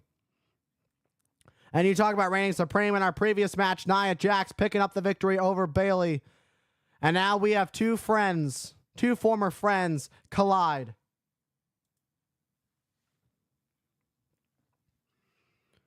Finn Balor, Damian Priest, the bell rings. And look at the stare down between these two former friends. They weren't just friends, they were brothers. And you look at Finn Balor and you think, well, I helped him retain his championship time and time again, and I cost him his World Heavyweight Championship at SummerSlam. Finn Balor using his quickness over Priest to his advantage, but it didn't help because now Priest has Balor up on his shoulders, driving Balor into the corner. Oh, what a shot. Look at these wicked blows from Damian Priest, just mauling at Finn Balor. But what Priest cannot do is let his emotions get the best of him in this matchup. That is the last thing Priest wants, because Balor is very good at mind games and knows how to take advantage of that. As Priest just launches Balor up in the air and sends Balor face first into the mat. Could this be the beginning of an extremely successful night for the Terror Twins? Can Priest first get the victory over Finn Balor, and then can Rhea Ripley go on to regain the Women's World Championship from Liv Morgan later on? And Finn Balor sent hard into the turnbuckles by Damian Priest. Damian Priest standing tall. Balor wisely rolling out the ring apron, driving his shoulder into the midsection of Priest. Oh, look at these Kawada kicks from Balor to Priest. Balor with these heavy shots to Priest. You can hear the sound of them. Wrenching Priest over the top rope. Oh, what a kick by Priest. Knocks Balor off the ring apron. And Priest has incredible power. And Balor turns things around. Right in front of the announce desk is Balor with a slingshot. With a sling blade, rather, to Damian Priest as he turns things around. And Balor rolls right back into the ring. Balor doesn't... I don't think Balor is worried about how he wins this. He just wants to win it. He's going to try and win this by countout if he could. At 7, Priest has got 3 seconds left. At the count of 8, Priest able to make it back in the ring as Balor stomps on the former World Heavyweight Champion. You know, Balor's got quite the accolades in his own right on top of being the current World Tag Team Champion. Multi-time NXT Champion. And you talk about an incredible accolade to have. Finn Balor, the inaugural Universal Champion. It may not have lasted long due to his shoulder being torn in the match by Seth freaking Rollins. But Balor, nonetheless. And now Priest has Balor up. Balor, sleeper hold on Priest. This is what Balor's going to have to do. Priest has the size advantage, has the power advantage over Priest. Raking the eyes. I don't think the official saw it. And now these elbows to the shoulder of Priest. And again, has Priest locked in. Finn Balor has traveled all over the globe. Won championships all over the world. Started a special club in Japan. And Balor, the head of another club, his own faction in the Judgment Day that he took away from Priest and Rhea Ripley. It was all Balor's idea to get rid of Damian Priest and Rhea Ripley. And Balor gets the boots up to Priest. Balor went for a shot to Priest, but Priest, the sound of that shot, I think Priest might have lost some feeling in his hand on how hard that shot to the face of Finn Balor was. Priest shaking off the damage he did to his own hand. Talk about a heavy right. Finn Balor trying to turn things around. And he does. Side Russian leg sweep from Balor. Balor goes to the cover. Priest kicks out at 1. Let's take a look at that. Boom. What a shot that stunned Balor. I don't even know how Balor is still in this. The fact that Balor knows where he is and has any kind of offense right now after that heavy shot by Priest is absolutely incredible. And Balor now with kicks to the midsection of Damian Priest. Sold out State Farm Arena here in Atlanta, Georgia. Nearly 17,000 fans in attendance that have witnessed one heck of a historic premium live event. 27 years ago to the day, Bad Blood had its first Hell in a Cell match, and we saw Hell in a Cell between CM Punk and McIntyre open up the show. Those are heated rivals. Now we got another set of heated rivals who are former allies, former friends in Finn Balor and Damian Priest. Priest sends Balor over. Balor crashes and burns into the mat. Priest has that vicious look in his eyes. Priest about to get fired up. Priest trying to fight, but Balor tries to fight back. Damian Priest blocks it. Balor uses the ropes for some leverage. Oh, what a chop to Priest, but it only angered Priest. Priest with a right, and another right takes down Balor. And a kick. Oh, what a discus right. And a forearm takes out Balor, and Priest is fired up. Priest is loving every moment of getting his revenge on Balor, finally getting his hands in one-on-one competition on Balor. Priest has Balor up on his shoulders. Balor counters. Oh, but Priest now counters. Priest turns things around with a broken arrow, takes Balor out. Priest for the win. Priest. But Balor kicks out at 2. Balor was looking to call his shot there, but Priest turned things around with a broken arrow. Patented broken arrow by Damian Priest. Only enough for a 2 count on Finn Balor. Is Priest calling his shot? Is he calling for the final blow? The WWE Universe here in the State Farm Arena getting behind Damian Priest as he measures up Finn Balor. Went for that lariat, but Balor ducks. Balor with another sling blade. We saw one earlier on the outside of the ring. Balor now setting up Priest. Balor's got Priest right where he wants it.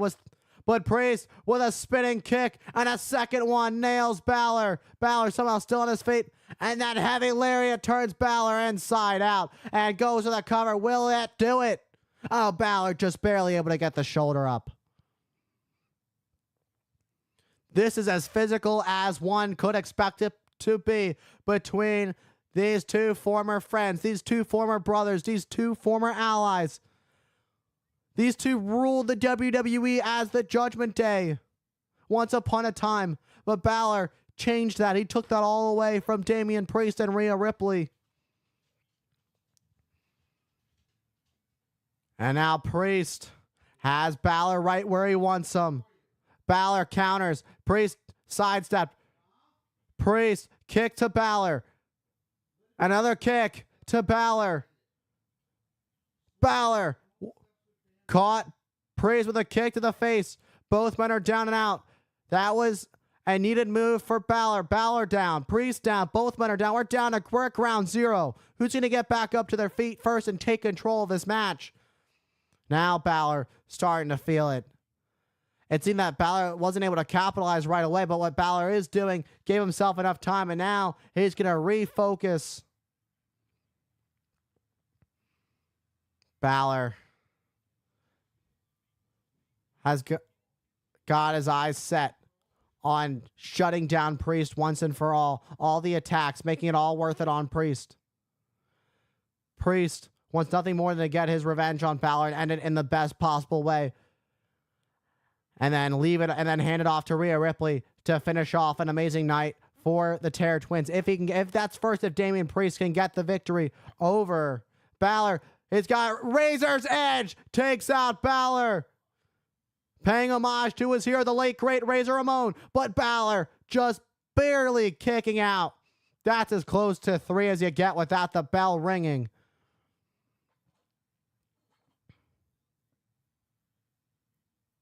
And Priest needs to take advantage of this. And Priest was at the top of the mountain at one point. He was the world champion. Balor took that away from Damian Priest. But you got to think, Balor in his own mind felt that Priest took the world title from him last year when it was Balor and Rollins at Money in the Bank for the world title. Oh, look at this. Priest just launching Balor over the announce desk. Priest has just gone unhinged. And Balor, in fear for his life, trying to plead with Priest. But there's no pleading now. You've already made your bed, Balor. Now you have to lie in it for what you did to Damian Priest. Priest, Razor's Edge on the ring apron. And now Priest back in the ring. Measuring up. Finn Balor is begging, pleading for dear life. And now the straps of Damian Priest come down.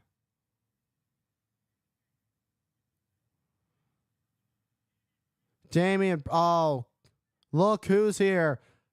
We knew this was going to happen. Carlito distracting the ref. JD McDonough.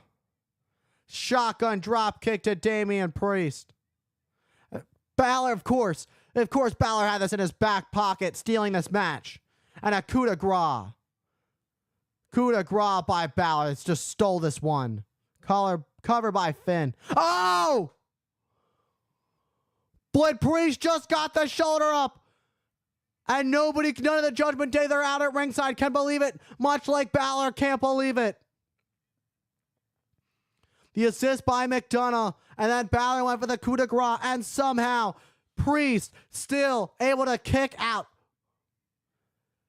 That is the same move that has won Balor championship after championship. And again, Carlito gets up on the ring apron. The steel chair. But Priest kicks the chair out of the hand. Carlito goes down. McDonough goes flying up and over. Finn Balor going for a ride. No, but Balor turns things around. Had the legs hooked. And Priest has Balor up. Uh-oh, Balor takes out Priest.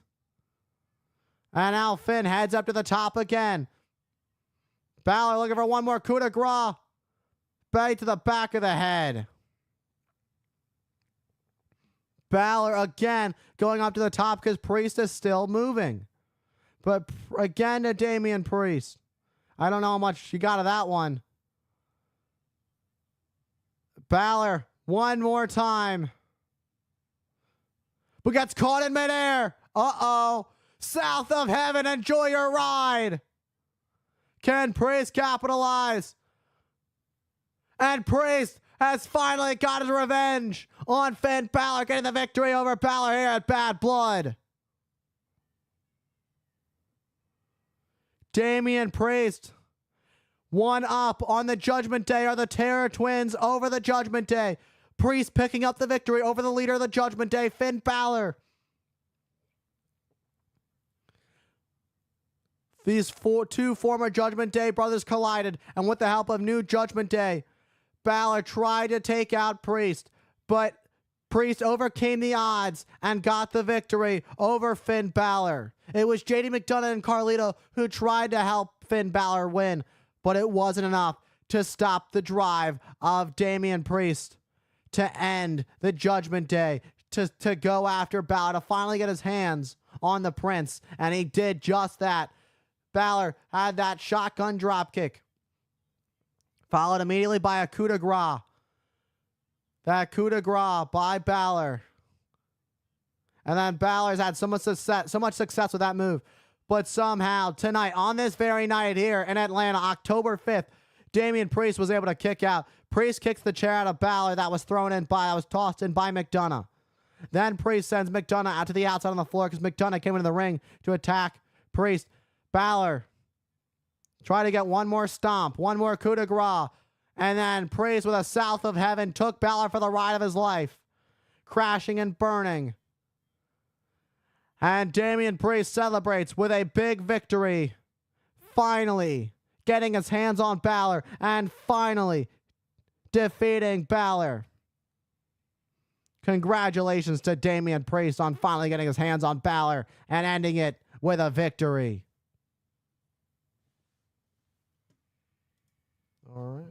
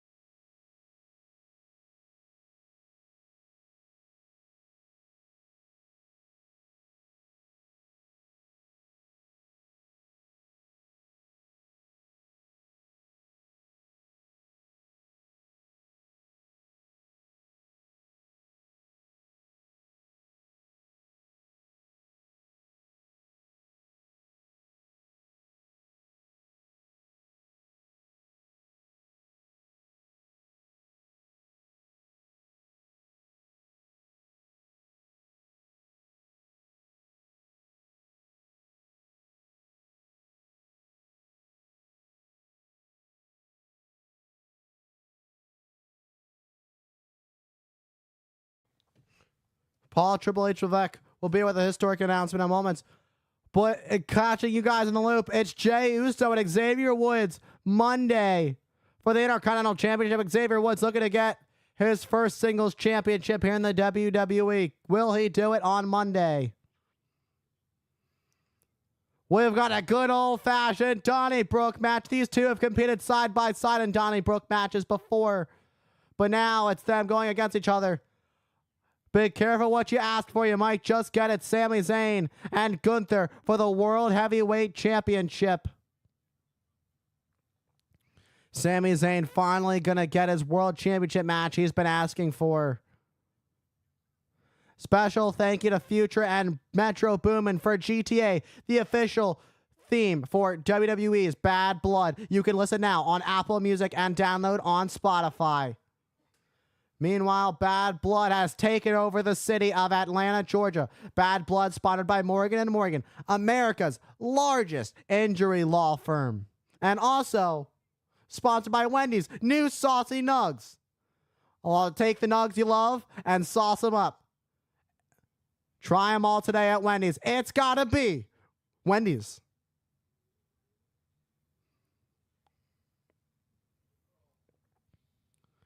It's time to play the game because the Chief Content Officer of the WWE is here. The game, Paul Triple H Levesque, for a huge announcement.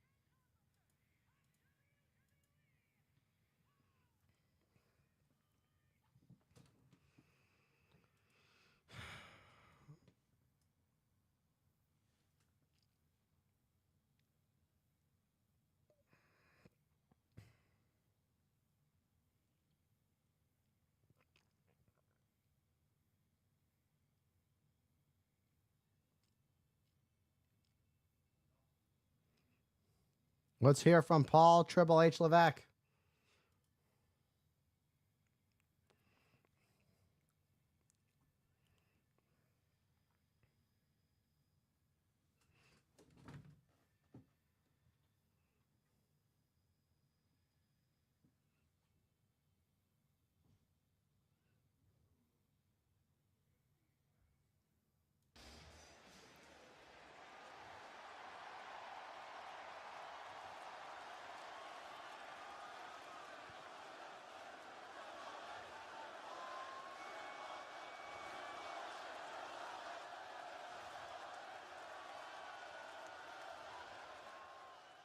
It's hard to believe it's been 30 years since I was living just up the road on Windy Hill.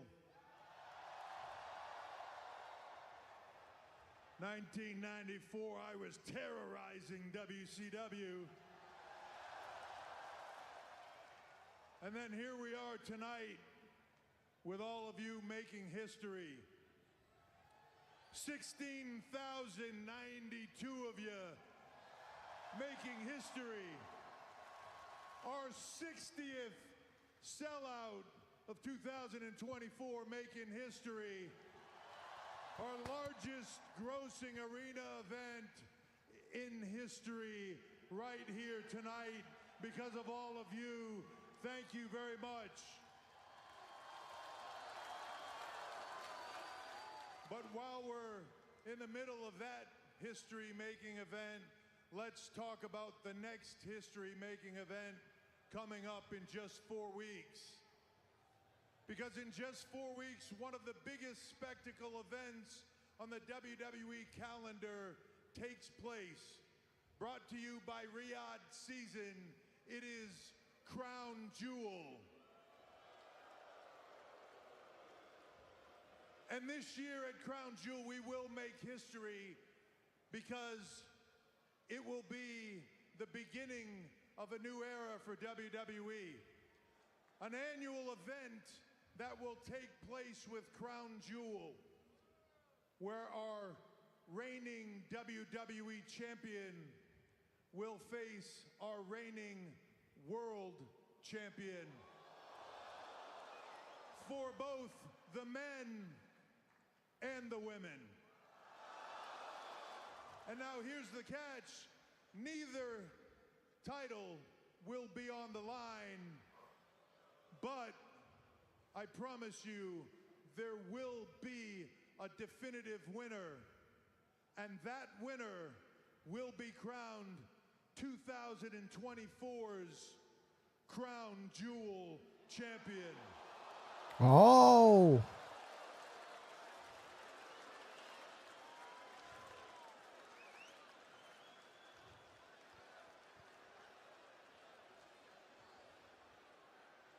$50 carats of diamonds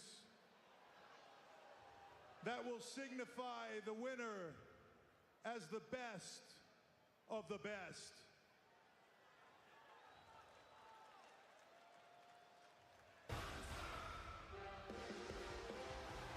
Well, there's one world champion. It could be Gunther who competes for that Crown Jewel Championship 4 weeks from tonight. Gunther, the current World Heavyweight Champion, will be defending his world title this Monday on Raw against Sami Zayn. It could very well be Sami Zayn. Sami Zayn dethroned Gunther at WrestleMania for the Intercontinental Championship. So it's not too far-fetched to say Sami Zayn could very well do it again. But the thing is, this is a different Gunther, a stronger Gunther than we've ever seen before.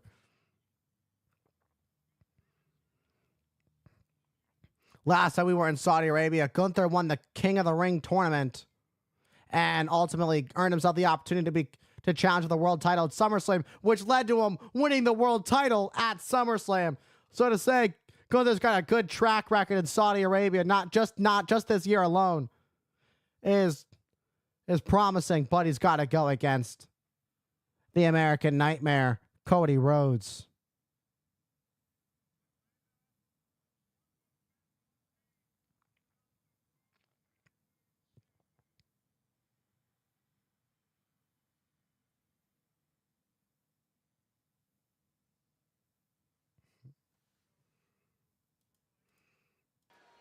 It's a beautiful thing. But if you remember, just a few months ago, also in Saudi Arabia, after my victory against Randy Orton, you once before raised my hand and handed me the King of the Ring trophy. So I'm very excited that in just 4 weeks, we're gonna do the same with the Crown Jewel Championship.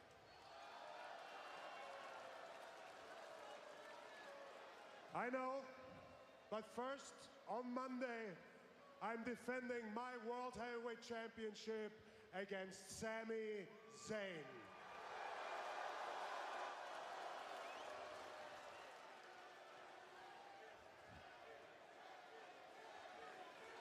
But let's be honest, we both know that people like Sami, they have their role, but they're not really cut out to be the top guy.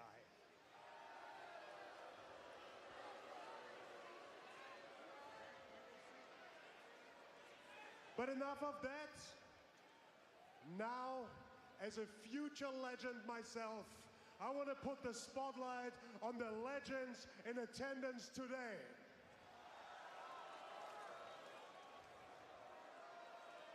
And look at the legend we've seen already.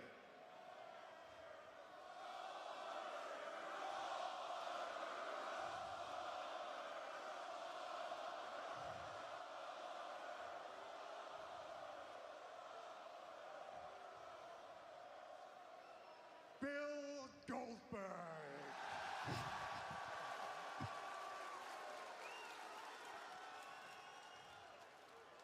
I'm really happy we can meet in that fashion because I wanted to clarify something. You might have seen a few weeks ago what I said to Brett, that you're a childhood hero of mine. That's not true. I mean, let's be realistic. How can the greatest wrestler on that earth right now be impressed with a one-trick pony like you?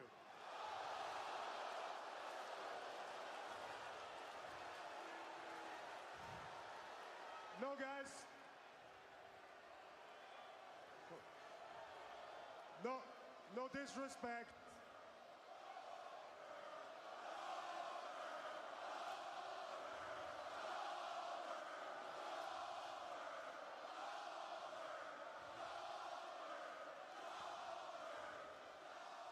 No disrespect, I'm just busting balls, but the following thing is actually serious advice. I'm your son. Gage.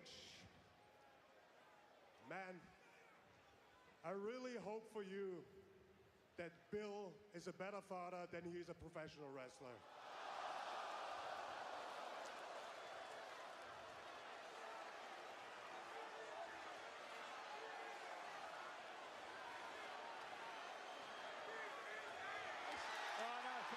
Oh, boy.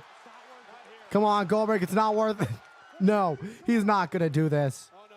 Corey, get the hell out of the way. You're not going to get Goldberg's way. Oh, boy. Goldberg has just climbed the I got 3 barricade. minutes for you, come on! They got security out here now. We've got security to stop this. Bill.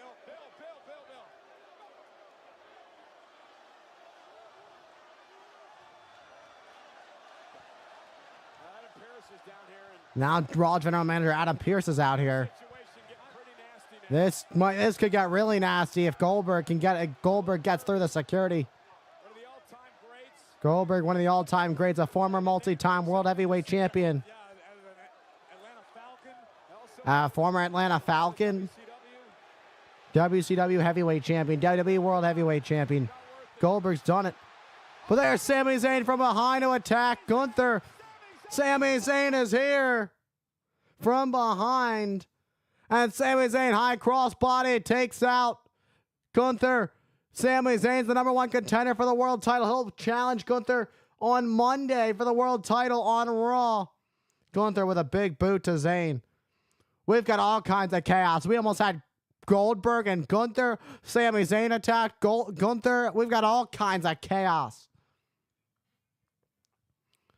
All kinds of chaos here at Bad Blood. Trying to separate, but there's Zayn, who's still on the attack.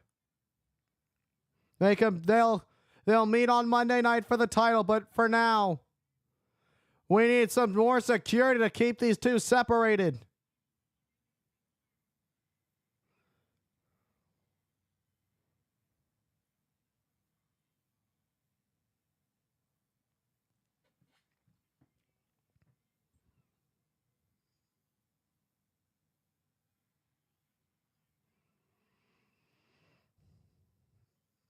Triple H showing his respect to Goldberg. These two have met quite a few times. They've been a bit unforgiven before, if you will.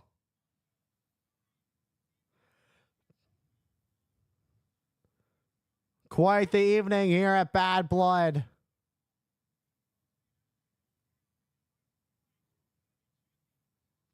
It will be champion versus champion at Crown Jewel for the Crown Jewel Championship in just 4 weeks from tonight. That's absolute craziness. Goldberg heading back to his seat after what we just saw. We'll be back after this.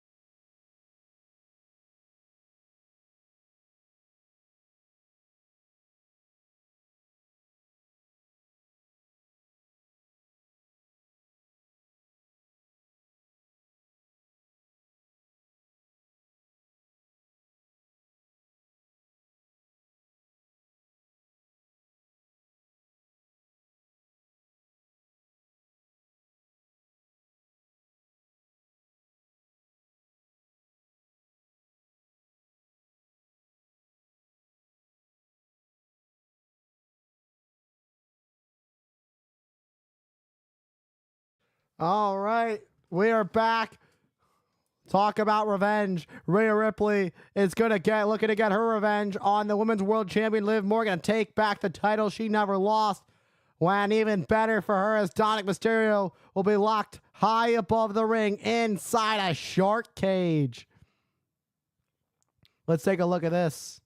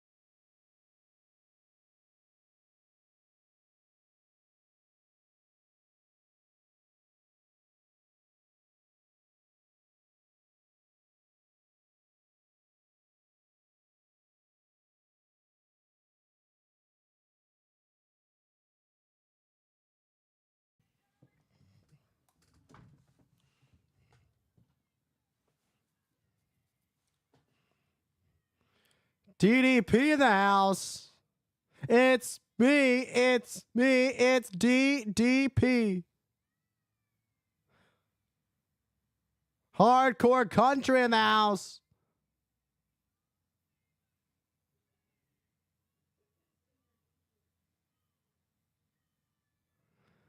Scott Steiner, Big Papa Pump. Steiner, amongst so many legends, are in the house here for Bad Blood. Speaking of legends, there's all kinds of craziness going on in the suite.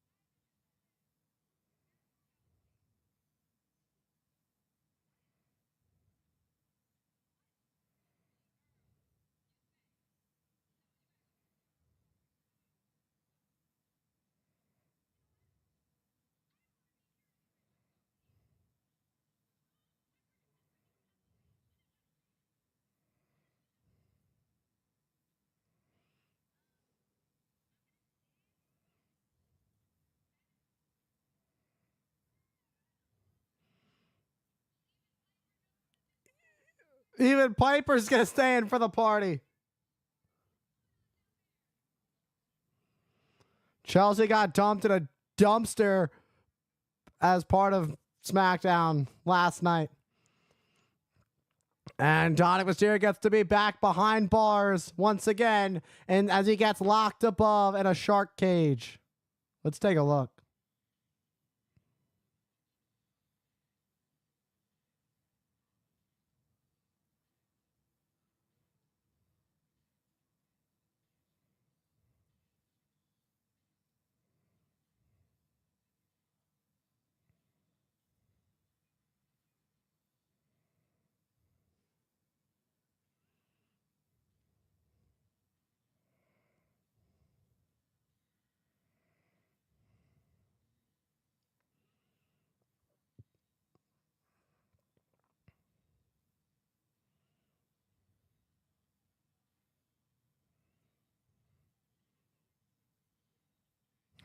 I guess that's why they didn't arrive with the rest of the Judgment Day.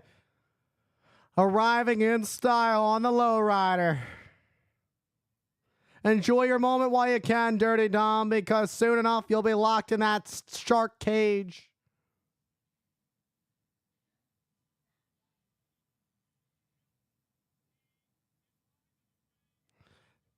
Tilt, lean, and ride to the ring with a Lucha Lowrider, now available in stores.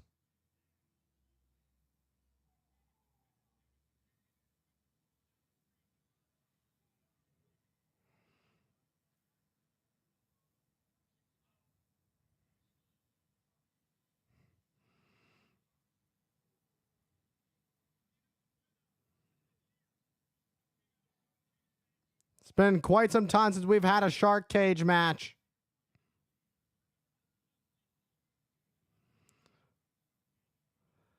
Last time Carmella was involved inside the shark cage. Well, this time it's Dirty Dom locked inside the shark cage.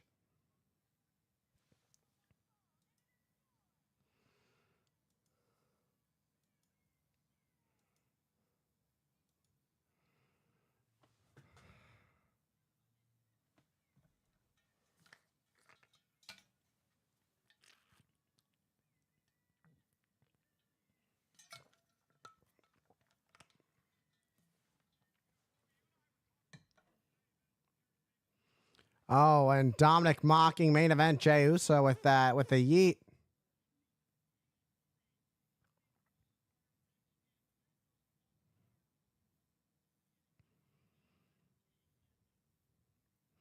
As Liv Morgan holds up that Women's World Championship, will it be the last time she holds it high and proud? There's our official Dan Engler with a ref cam on his ear. Let's take a look at his point of view.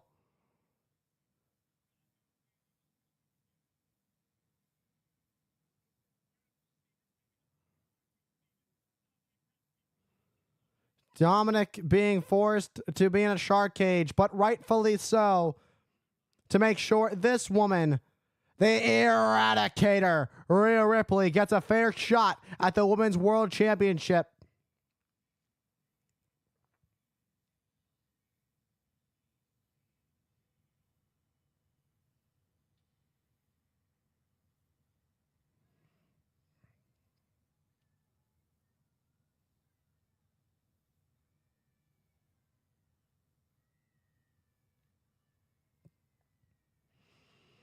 Rhea Ripley cleared just in time for tonight. We saw, if you looked at our social media, WWE social media, Rhea Ripley getting some in-ring prep to make sure her knee was ready to go for tonight. And she is all cleared and she is back for blood. She wants to take out Liv Morgan once and for all. Liv Morgan is the one who took out Rhea Ripley, forcing her to relinquish her championship. Rhea Ripley is enjoying every moment of the fact that Dominic Mysterio is going to have to be stuck inside that small shark cage. Just a matter of moments. Oh, and there's the Dirty Dom toilet paper. You can get yours now on WWE Shop. Use it to wipe tears or wipe something else if need be.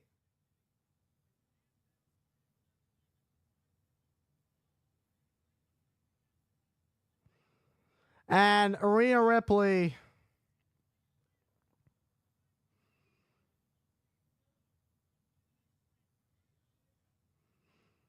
Rhea Ripley looking to win back her Women's World Championship. Can she do it tonight? It's definitely got a better chance with Dominic Mysterio, who's been helping Liv Morgan retain her championship time and time again. That X factor, that third factor in this match is taken out of the equation, and all he can do is just stand there in the shark cage and watch Dom finally getting locked behind bars again. They should keep him there, if I'm being honest. It's even funnier because Dominic's scared of heights.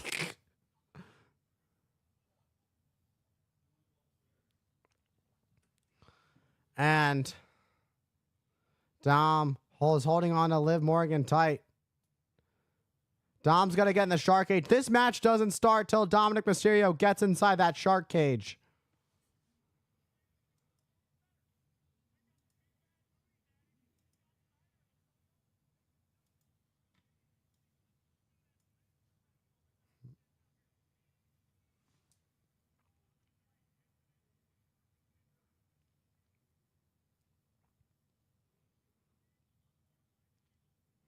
And now Liv Morgan kissing Dom as she has to leave the love of her life locked inside the shark cage.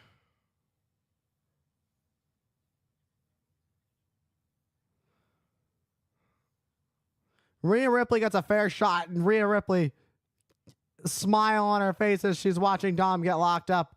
But Liv Morgan just traumatized. Look at her face. She's traumatized by the fact that she has to watch the love of her life, Dom, get locked in a cage. Meanwhile, Rhea Ripley is having the time of her life. Liv cannot afford to let her emotions get the best of her by the fact that the love of her life is locked inside that shark cage. That's the last thing she should worry about.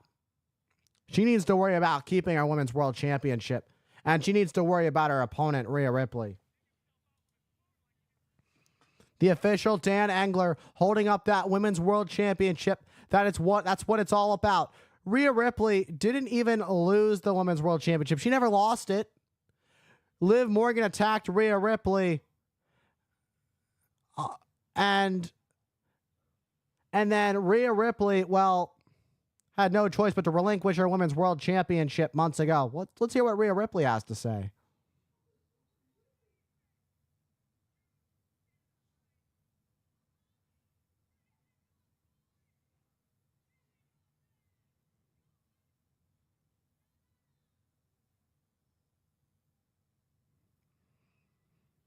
Rhea Ripley excited to tell the boys to raise the cage up.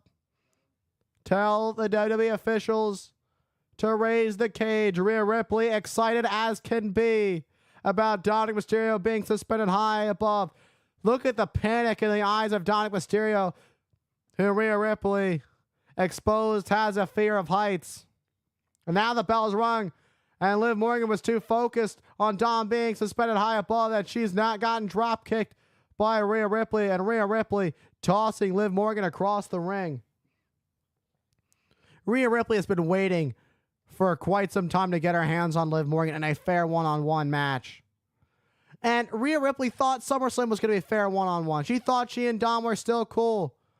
But little did she know, Dom had a plan. Finn Balor had a plan to turn things around and completely change the landscape of the Judgment Day, removing both Rhea Ripley and Damian Priest in the same night from the Judgment Day. Fall-away slam from Rhea Ripley sends Liv Morgan across the ring. Liv Morgan falls and rolls to the outside onto the floor. Rhea Ripley just waving at Dominic Mysterio, enjoying watching her former lover suspended high above the ring. Dom broke Rhea Ripley's heart. And now Rhea Ripley is enjoying every moment of Dom being feared and scared, being scared for his life as he is scared of heights. He is afraid of being high above the ring, being high above. All he can do is watch this match.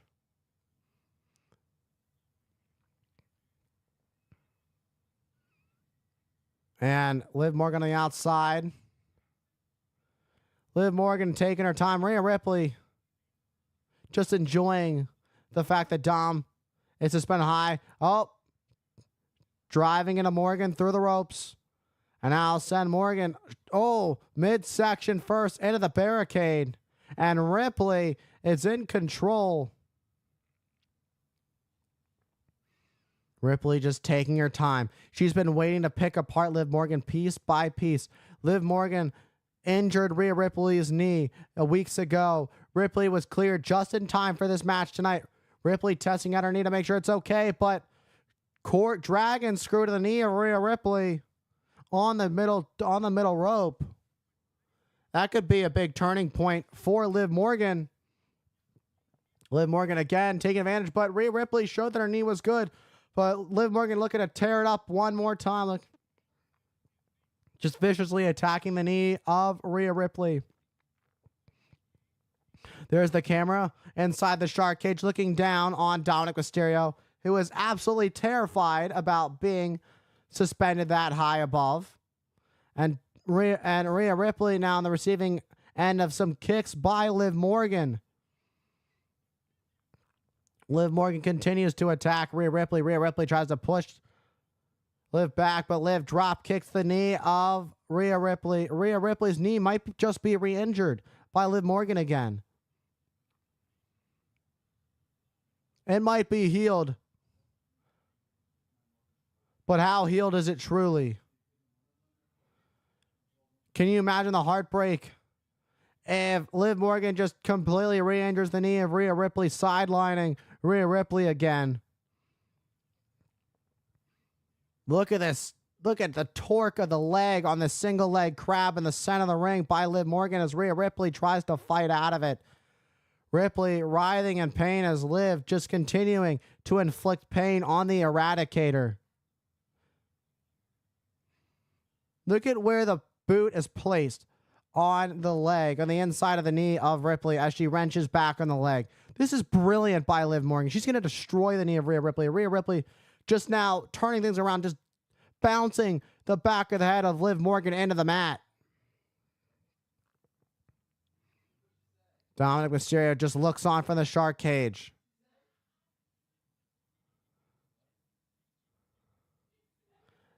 And Ripley trying to get some feeling back in the knee. Clothesline. Ripley starting to pick up a little bit of momentum. And again, here goes Rhea. Rhea turns things around. Ripley, boom, what a kick to the midsection. And now has Northern Lights suplex. Great bridge, too, cover. And Liv Morgan able to kick out it, too.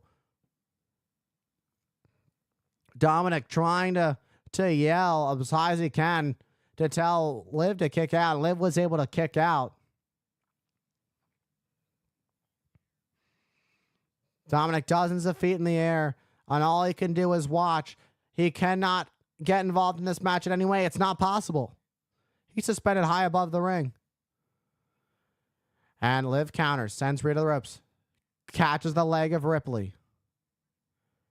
Trying to drag Rhea Ripley out. Oh! Driving the back of the knee of Rhea Ripley on the ring apron, and does it again. And just driving the knee. Potentially hyperextending the knee at this point of Rhea Ripley. That's the last thing Rhea Ripley needs is another injury that sidelines her. And prolonging Rhea Ripley regaining the title that she never lost. Ooh! Driving the side of the knee into the ring post. As you can hear Rhea Ripley writhe in pain. Liv putting all this pressure on the knee of Rhea Ripley. Meanwhile, the WWE Universe here in Atlanta at the State Farm Arena, the sold-out State Farm Arena, might I add, 16,092 in attendance watching right now as Liv Morgan brings the fight to Rhea Ripley. But instead they decide to chant for their mommy, Rhea Ripley. Meanwhile, Liv Morgan's the one who's putting in all the work, bringing the fight to Rhea Ripley. And Liv Morgan has Rhea Ripley up and sends her again into the barricade hard. Morgan is really putting a number on Rhea Ripley. And all Dom can do is be proud, but scared at the same time. Liv Morgan, truly talented. And Liv Morgan swings around, kick to the side of the head of Rhea Ripley. Liv Morgan, oh, sunset, oh, sent Rhea Ripley. Oh, that was brutal. The back of the head of Rhea Ripley connects with the barricade. Absolutely devastating.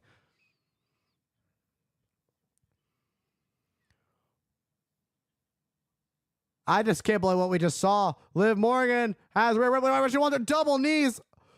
Code breaker for the win to retain. But Rhea Ripley gets the shoulder up at 2. Absolutely devastating. Let's get a look at this again. Boom. The way the back of the head of Rhea Ripley connected. And then the code breaker off the top. And the way, absolutely brutal. The double knees to Rhea Ripley. Liv Morgan might just add in Ripley here. Oh, we're thinking Oblivion, but Rhea Ripley counters. Ripley counters.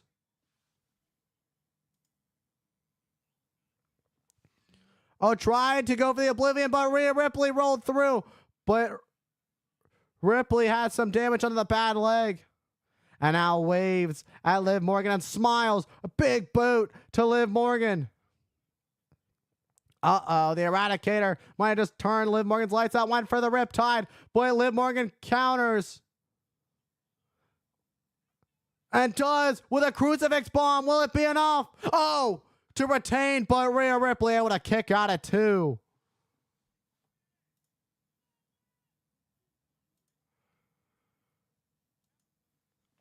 And very nearly retaining her gold, but not quite, as Rhea Ripley able to kick out at 2. Liv Morgan digging deep into her playbook, and we just took a look at that World Heavyweight Championship. That's what it's all about. It's all about the Women's World Championship. Liv Morgan trying to retain. Rhea Ripley trying to regain the title she never lost. Liv Morgan is the reason Rhea Ripley was forced to relinquish it earlier this year.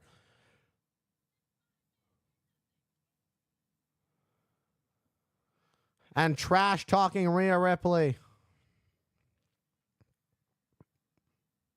Say what you want about Liv Morgan, but she's truly brought the fight to Rhea Ripley in this match. And Liv Morgan. Suplex. Oh. Looking for the Three Amigos. And Liv Morgan has Rhea Ripley again. Oh, nope. Countered. Rhea Ripley. Oh, but Liv Morgan counters now.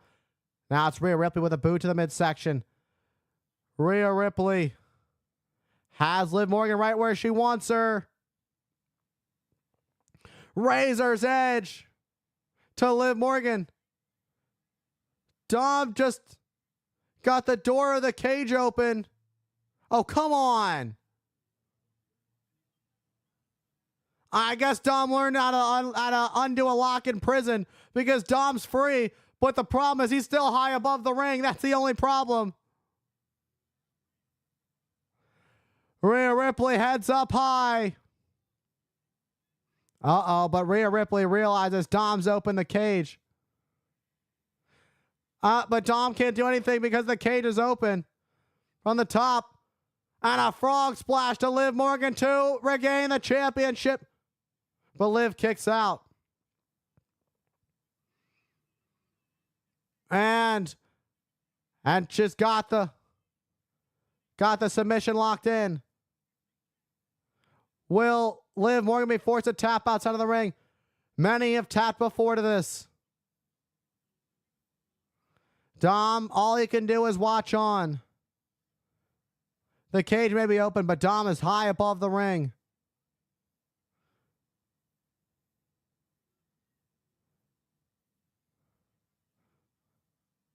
Where are you going to go if you're Dom? Is he serious? And Dom trying to escape, it seems. There's nothing Dom's going to do at this point. If he was going to do it, he would have already done it.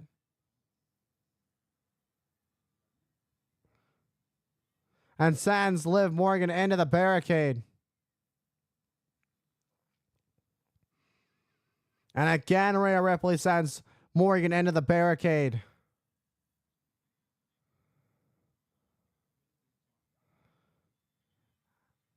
And just mocking Dominic Mysterio, who is stuck high above the ring, suspended in that cage. Looking for a riptide out on the floor. And Dominic gonna have to watch the riptide. My. Dominic, and only watch.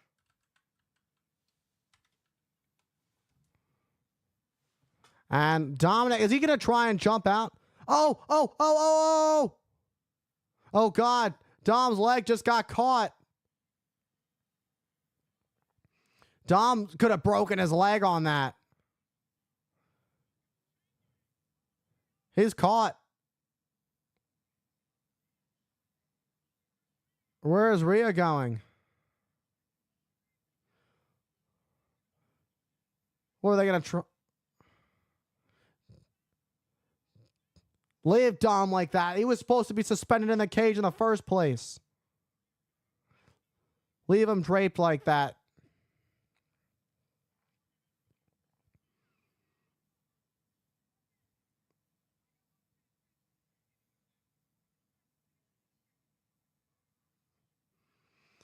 Dominic hanging like a human piñata right now at this point.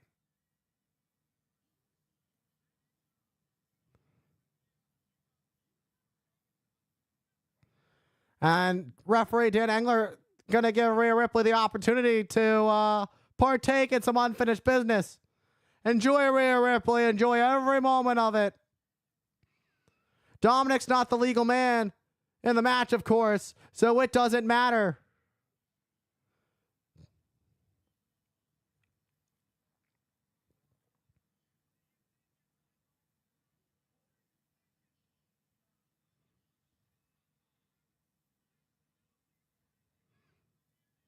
Dom has nowhere to go.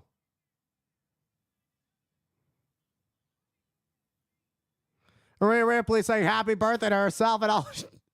And cover up, Dom, because Rhea Ripley enjoying every moment of this. Dom deserves every bit of it. You deserve this. Who the? That's Raquel. That's Raquel Rodriguez. What in the world is Raquel Rodriguez doing here? We haven't seen her in a long time.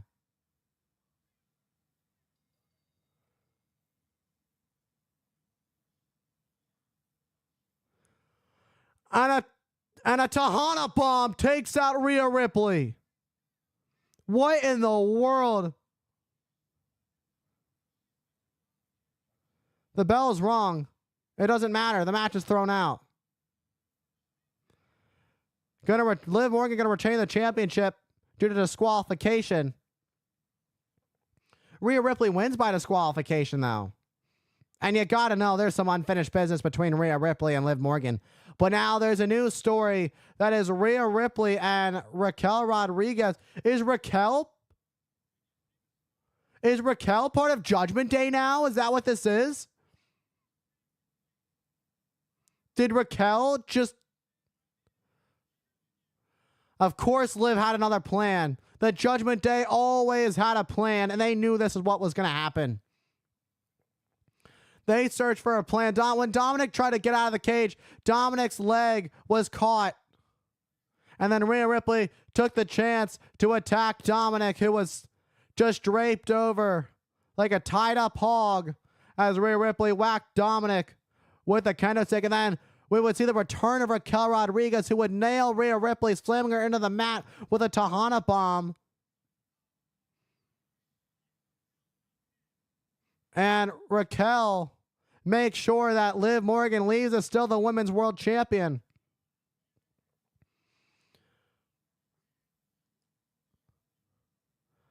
And the love is even stronger between these two and Liv Morgan and Dominic Mysterio.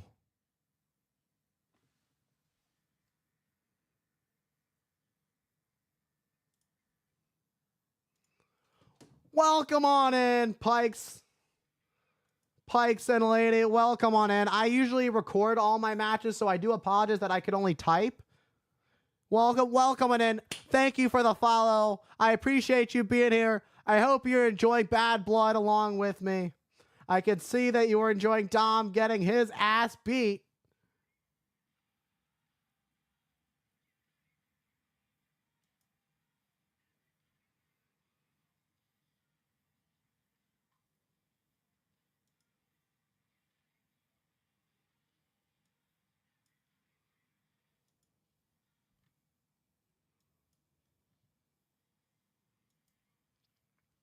Unexpected turn events, but I'm going to take a quick break. I need to drink some water.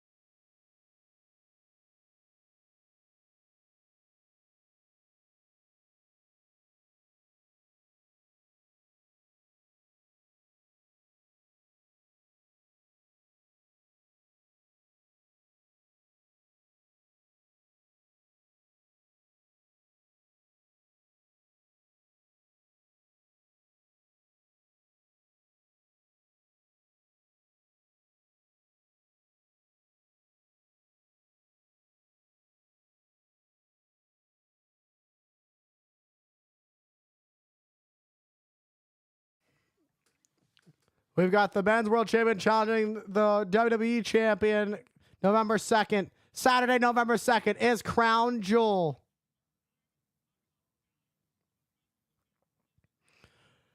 Riyadh, Saudi Arabia, Muhammad Abdul Arena. 4 weeks from today. Look at that next packed few months. Upcoming premium live events. We've got Survivor Series in Vancouver. Then we've got Saturday night's main event on December 14th in Long Island. And then we go to that. Then we head to the Royal Rumble on February 1st in Indianapolis at the Lucas Oil Stadium. And then it's the grandest stage of them all, the Showcase of Immortals, WrestleMania 41 on April 19th and 20th, taking place in Allegiant Stadium in Las Vegas. And then the biggest party of the summer heads to East Rutherford, New Jersey at MetLife Stadium, SummerSlam. The Bad Blood press conference will immediately follow tonight's main event.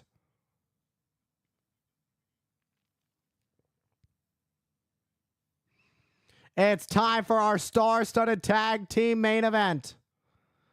Oh, what a match this is going to be. Grab your popcorn because this unlikely duo in the American Nightmare, Cody Rhodes and Roman Reigns, takes on the New Bloodline and Solo Sikoa and Jacob Fatu. Let's take a look at it. For the Peacock Premium subscribers, take a look at how all this came about. Let's take a look for the All right, and I'll be right back.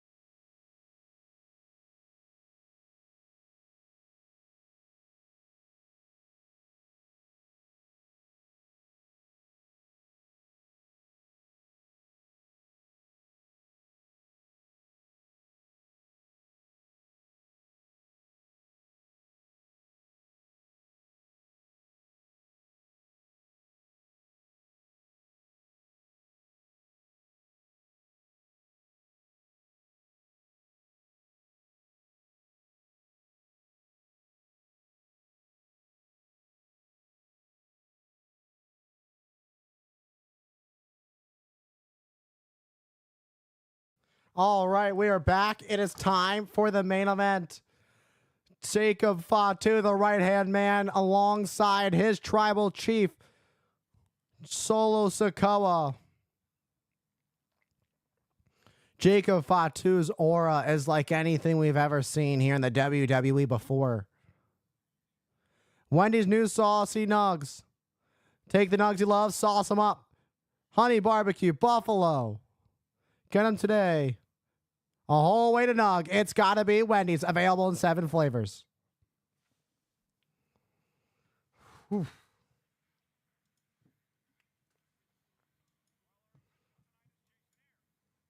Jason Ayers wearing a ref cam.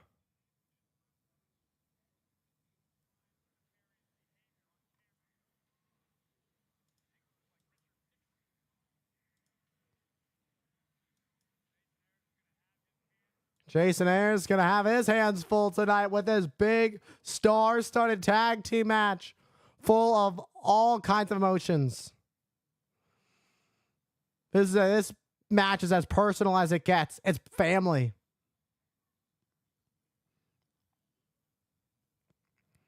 Jacob Fatu, one of the most dangerous men in this industry.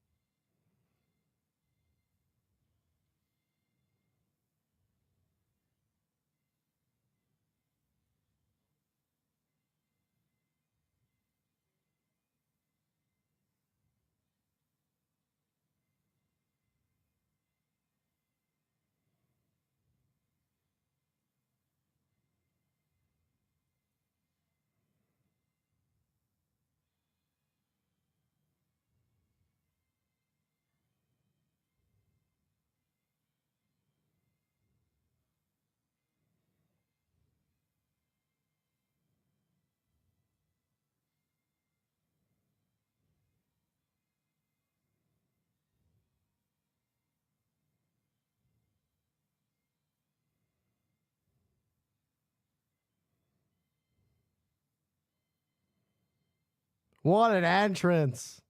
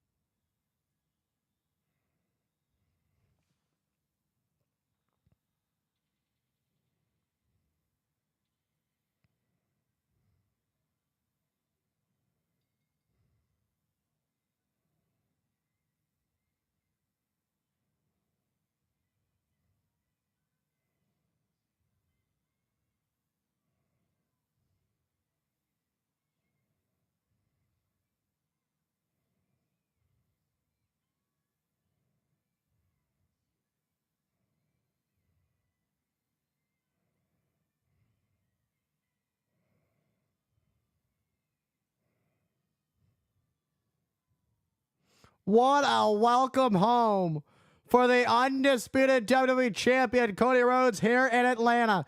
Cody Rhodes' hometown of Atlanta. The band is here. The special entrance. Aura is all that can be described.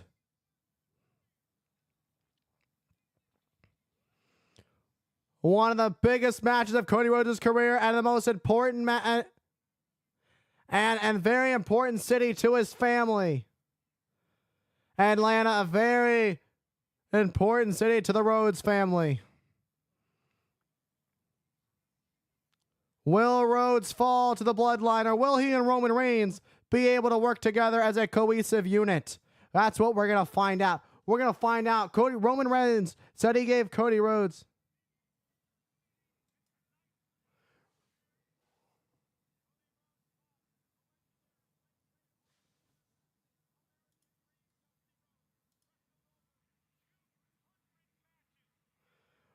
Ara, thank you for tuning in.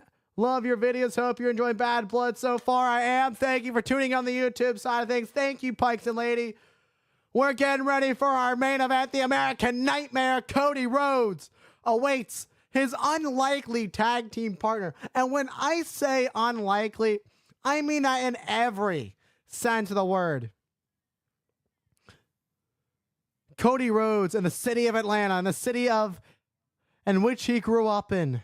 Rhodes has got to finish the bloodline once and for all. Cody Rhodes wants to thought he was going to finally move on.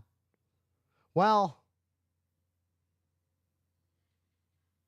here's his tag team partner, who gets just an equal special entrance. The OTC Roman Reigns gets the orchestra.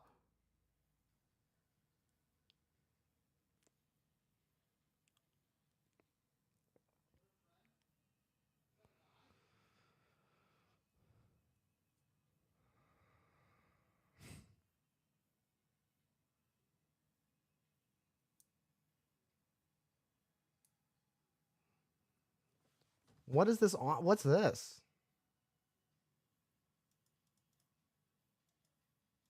I've never seen this. What does this do? Thank you for the on-screen celebration. Yeah. We've got the Tribal Chief, Roman Reigns, the OTC.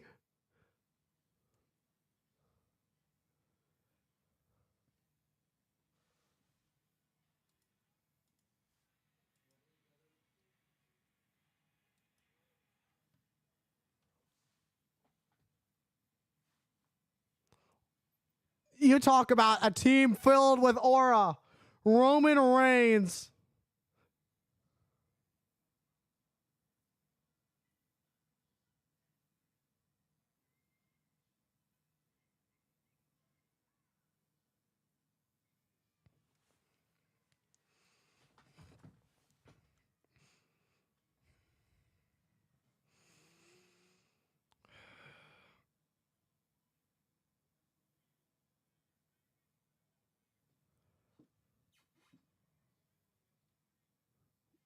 Will history repeat itself?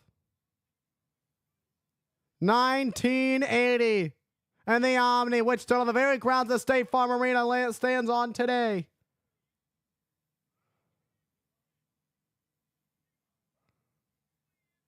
Dusty Rhodes and Ole Anderson taking on the Assassins.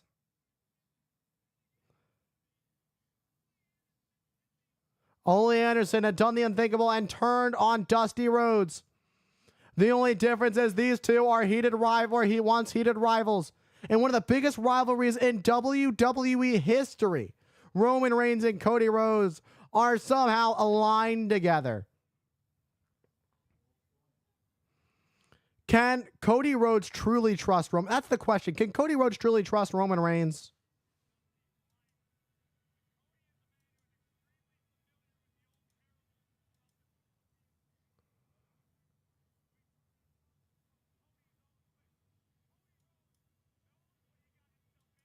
Cody Rhodes knows exactly what he got himself into.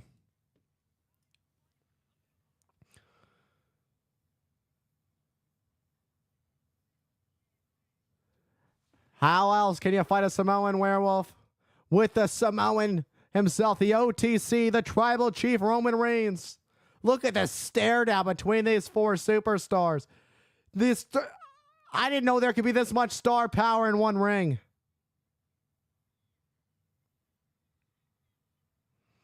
The first time in nearly 4 years is Roman Reigns competing. And referee Jason Ayers asking for Cody Rhodes to hand him his championship.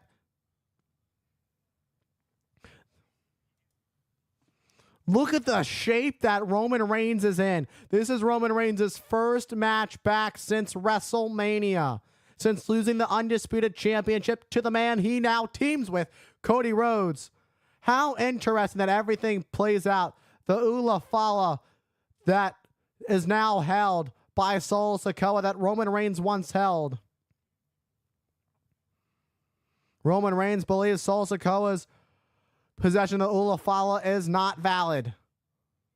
Roman Reigns saying, I am the only tribal chief. I'm not, the OTC isn't just the original tribal chief. Roman saying, I'm the only tribal chief. Roman Reigns and Cody Rhodes look at each other. They've got quite the team at hand. You talk about a dream team, an unexpected team that we would never think in a million years. Here we go. The bell is rung. This match is underway. It seems Rhodes and Reigns are trying to figure out who's going to start this one off. We're going to see early on who's going to coexist, if these two are going to be able to coexist.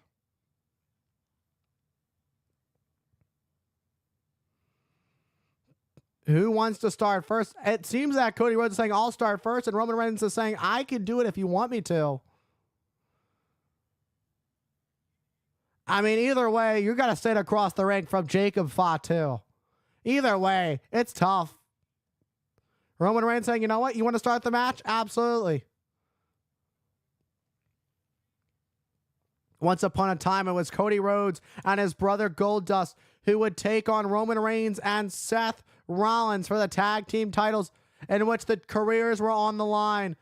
Cody Rhodes and Goldust would gain the tag team titles and win the titles together. What a moment it was where they would celebrate with their father, the late great American Dream, Dusty Rhodes.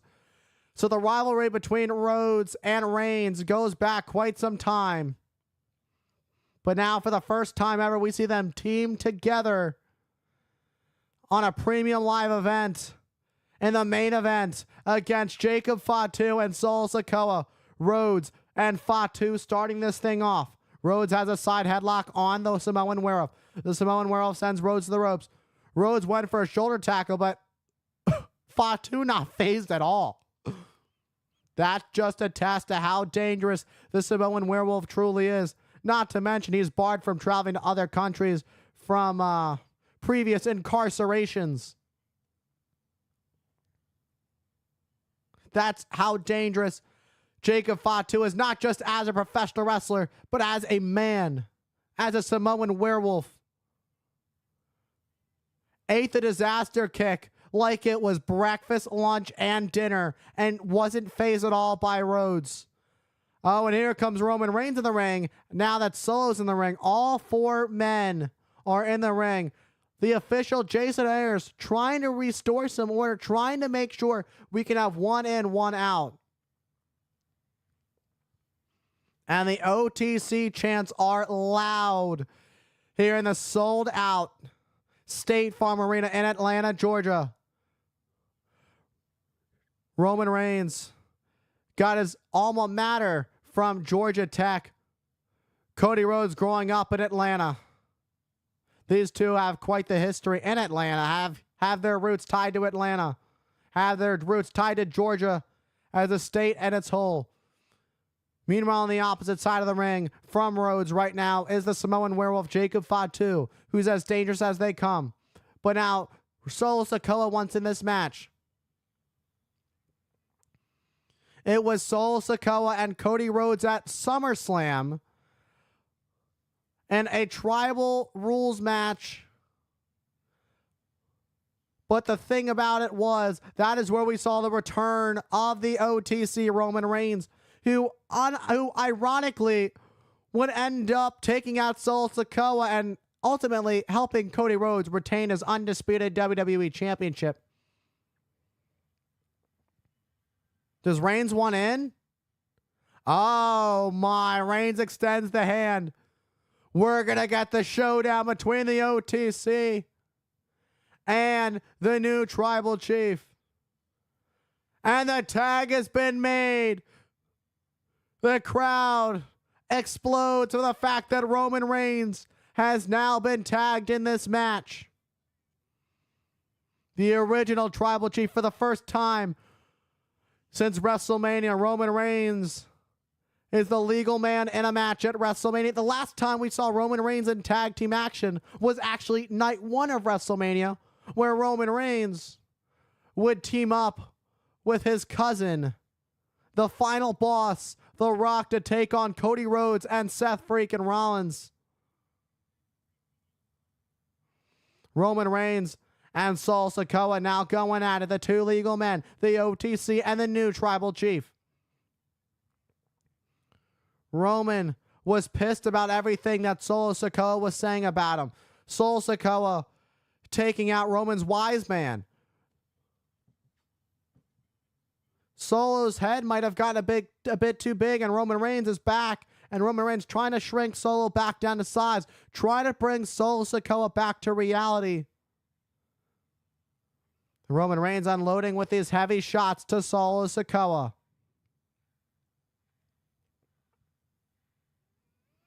Roman Reigns with 10 punches to the head of Solo Sikoa. And another one for good measure. Reigns sends Solo to the ropes. Solo counters. Solo with a shot to the face of Roman. What a shot.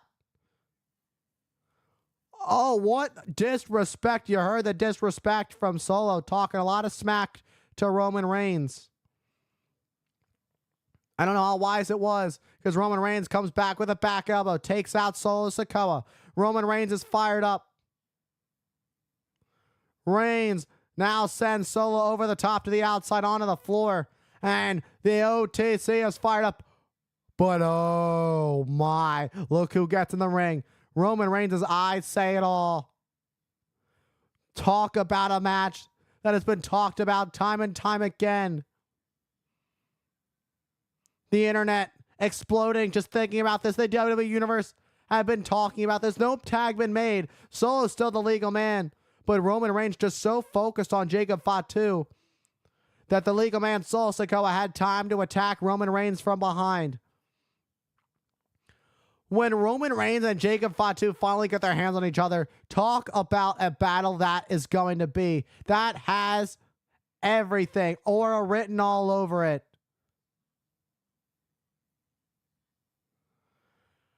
And now Solo Sikoa in control in the OTC. Solo. Oh, and now these headbutts from Jacob Fatu.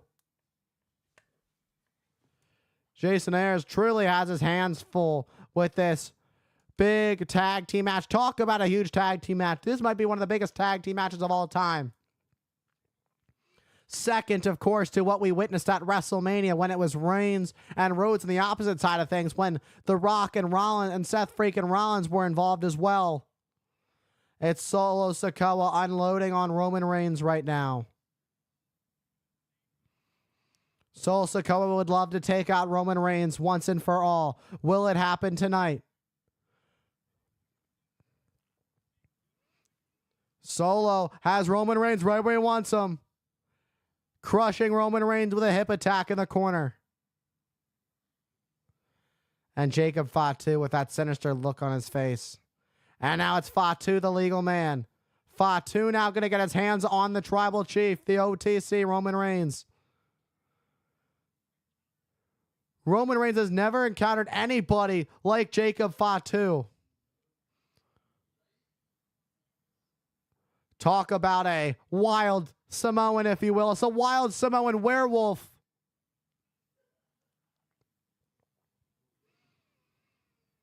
Jacob Fatu is as tough as they come, as I mentioned earlier.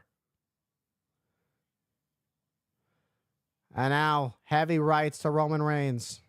Driving the shoulder, Jacob Fatu driving his shoulder in the midsection of the OTC. What a shot to the OTC, Roman Reigns.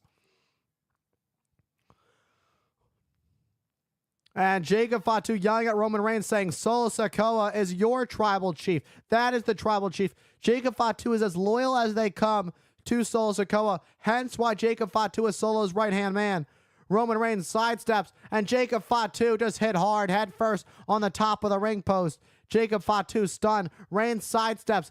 Jacob Fatu sent to the outside onto the floor. Roman Reigns desperately needs to make the tag to the American Nightmare, Cody Rhodes, the undisputed WWE champion. The WWE Universe trying to rally behind Roman Reigns. Can Roman Reigns make the tag? And he does. Here's Rhodes. Rhodes and Fatu now going at it one-on-one.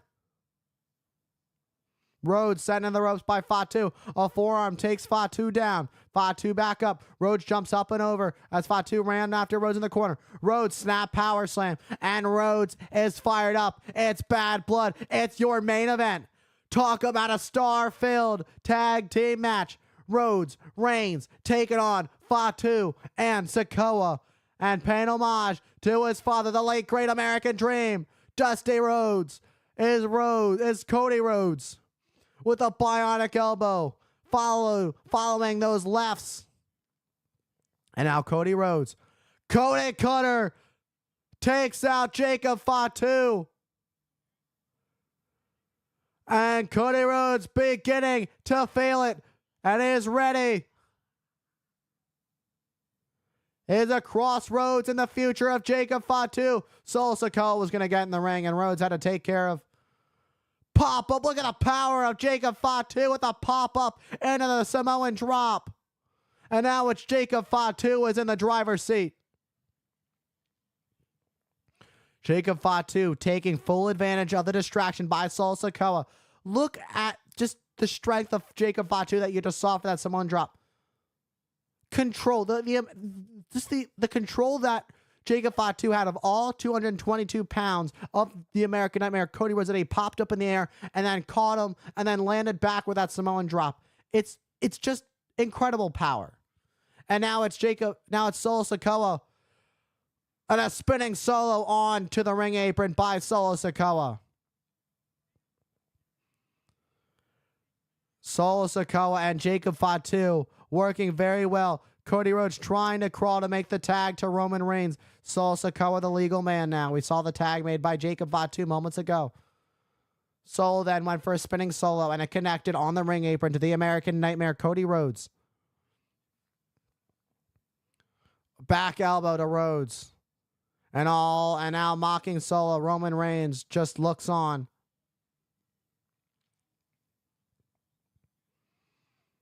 Stomping on the hand of Rhodes, who writhes in pain.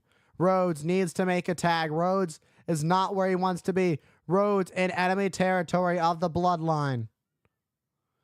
And the official, Jason Ayers, forcing the rope break. But while the distraction was made, Jacob Fatu with a boot to the face of the American Nightmare.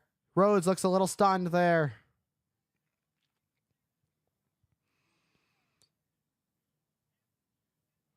Solo. If Solo can pin Roman Reigns, can you imagine just the reaction? Then Solo Sikoa, everything he says he is comes true. Solo Sikoa saying I'm the real tribal chief is true. He beats the OTC. It's true. It's all true. But right now, what needs to be true is the tag that Rhodes needs to make to Roman Reigns. But Solo Sikoa able to send Rhodes right back in bloodline corner. This is a tough situation for the American Nightmare, Cody Rhodes. Roman Reigns returned at SummerSlam following all the disrespectful things that Solo Sikoa had to say about Roman Reigns. It's just ironic that it ended up being Roman Reigns who would help the man who took his title from him, Cody Rhodes, retain his title at SummerSlam. It's just, there's all out irony in this situation here. And I can't stress it enough. As Roman Reigns watches on closely, Rhodes needs to make the tag to Roman. Cody Rhodes with a shot to Jacob Fatu. Jacob Fatu explodes like a missile, taking out Rhodes. Reigns calling for the tag to be made by Rhodes. Rhodes trying to crawl, but Jacob Fatu realizes what was going on and now grabs the... Is he biting the hand of Rhodes? I don't think you can get control of Jacob Fatu if you tried. There is nobody who can stop this Samoan werewolf, Jacob Fatu. He is unhinged, rabid. And a headbutt to the back of the head of the American Nightmare.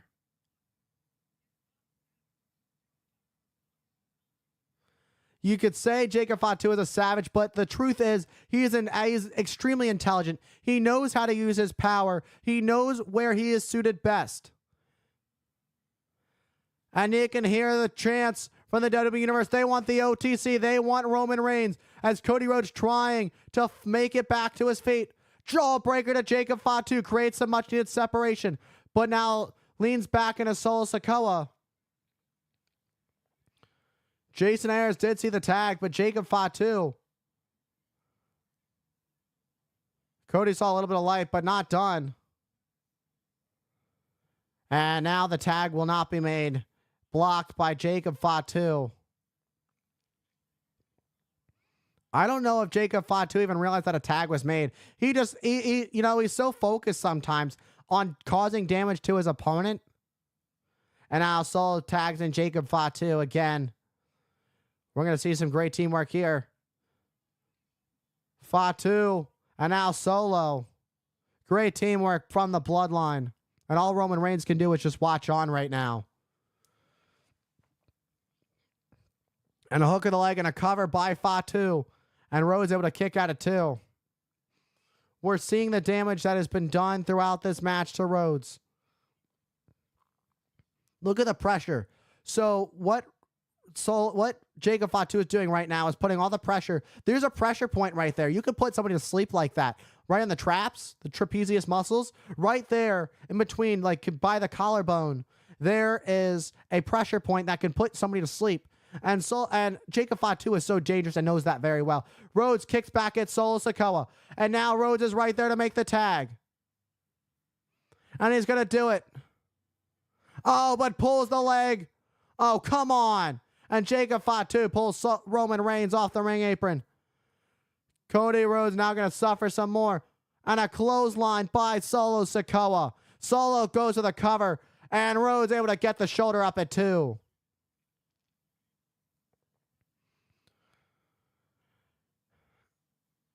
And another example of just how intelligent and unsavage-like that is Jacob Fatu. And that, you got to think Jacob Fatu is so intelligent that he wants you to think he's a savage, but really, he's as intelligent as they come when it comes to the squared circle. He has a great mind. And he knows where he needs to be and knows what needs to be done at all times to keep the momentum going, to keep the offense going, to make sure Cody Rhodes was unable to make the tag to Roman Reigns by removing Roman Reigns from the ring apron and taking down the OTC. This is the type of attacks that the Bloodline loves. They love when the odds are stacked against their opponents, when they have the numbers game. It's always been about that. Even in Roman Reigns' era of the Bloodline, it was always numbers game. And ironically, Solo Sikoa was once upon a time Roman Reigns' enforcer. Much like Jacob Fatu is doing for Solo Sikoa. Solo once did for Roman Reigns, but now Solo stands tall as the tribal chief, as he holds the Ula Fala, thou who holds the Ula Fala is the tribal chief. Went for a swanton was Jacob Fatu, but Rhodes got the knees up. But Roman Reigns is not there to make the tag. Roman Reigns firing up. Roman Reigns is back up. Trying to rally the crowd. Trying to get the crowd behind Rhodes, who desperately needs to get the tag to Roman Reigns. Roman Reigns extends the arm. Roman Reigns wants in.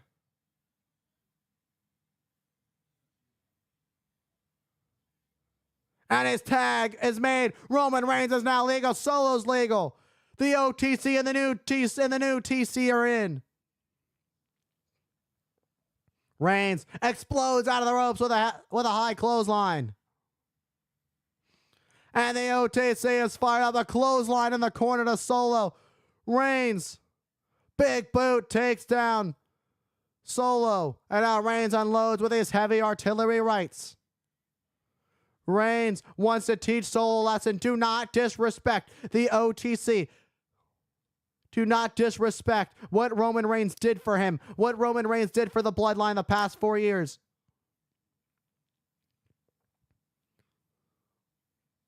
Roman sending Solo face first into the top turnbuckle in the corner. And Roman Reigns soaking it all in, taking each and every moment of this in. Is Roman Reigns measuring up for a Superman punch? In fact, he is. Roman Reigns is locked and loaded. Measuring his man. Oh, but Solo catches Roman. And somehow in spike, but Reigns ducks. Look at this. Crucifix, crucifix, crucifix, 2. Oh, but Solo able to kick out at 2. Superman punch. Roman goes to the cover. Will it be enough? Oh, and Solo kicks out. Near fall for Solo Sikoa. Roman Reigns thought that was it. Let's take a look at this Superman punch in slow motion. Boom, right on the jaw of the Tribal Chief, Solo Sikoa.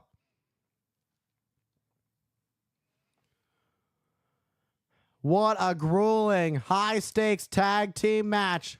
There was so much at stake here.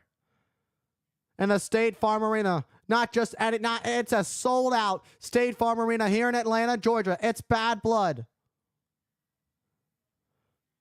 It's the return of the premium live event of Bad Blood, and it has been quite the show here in Atlanta and sold out. 16,092 in attendance. Looking to put Solo away with a spear, but there's Jacob Fatu. Roman Reigns back elbow to Fatu. But now an uppercut to Solo. Fatu with a super kick to Roman. And a double super kick to Roman. Jacob Fatu. And the moonsault. Beautiful moonsault by Jacob Fatu. And now a splash by Solo. That's got to do it. 1. But Rhodes makes the save. Rhodes saves the day for his unlikely tag team partner in Roman Reigns. But Rhodes gets caught with an uppercut by Fatu. Fatu sends Rhodes to the outside onto the floor. And now Fatu has a wild look in his eyes, looking to send Rhodes in the steps. But instead, it's Rhodes who sends Fatu into the steps. And now Rhodes looking to clear the announce desk. Oh boy, Rhodes clearing house. Oh, but a super kick from behind is Jacob Fatu onto Cody Rhodes. But Cody Rhodes sidesteps and Jacob Fatu goes to the barricade into the timekeepers area. And Jacob Fatu has been taken out of the equation for the time being. And Jacob Fatu is now fired up and in us through chairs at the timekeepers area. How in the world do you get thrown through the barricade? I'm just stunned. I'm stumbling my words. I can't believe it. Fatu is just not human. And I just... Cody with a crossroads to Jacob Fatu on the floor. And Jacob Fatu... What? What? Jacob Fatu is now up to his feet. Super kick. And again a super kick to Jacob Fatu. What does Cody need to do? I think Cody Rhodes realizes what needs to be done. Cody Rhodes realizes exactly what needs to be done. Rhodes, oh my God, no.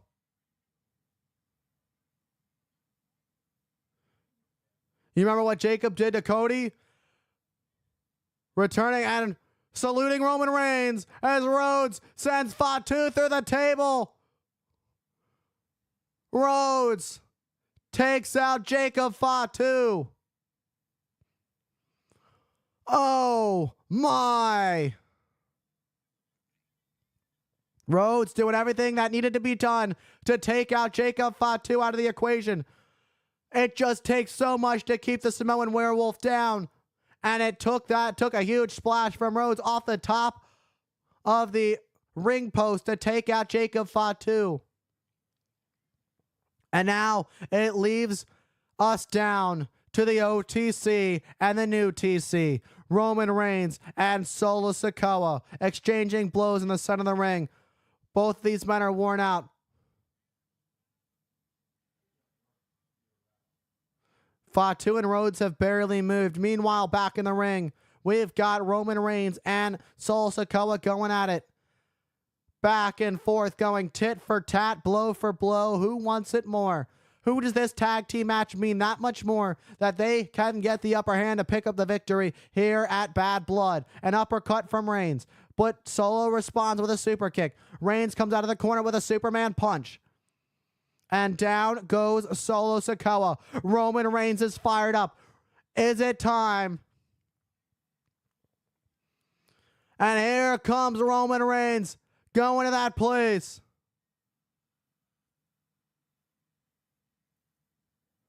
But there's the tag team champions. And a spear by Solo. Are you serious? Not like this. Oh! Roman kicked out. Roman just kicked out. The tag champs showed up. The tag team champions retaining last night in a triple threat ladder match. Distracted by the tag team champions, allowed Solo to connect with a spear. And Solo saying to Roman that you lied to me. Solo saying to Roman, you said I was the next tribal chief.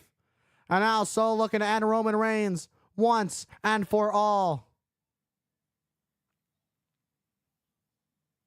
Who was that?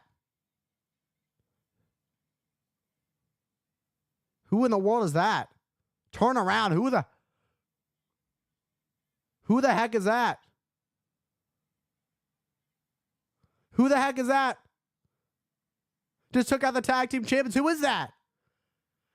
Oh my! It's Jimmy Uso! Jimmy's back! Jimmy Uso's back!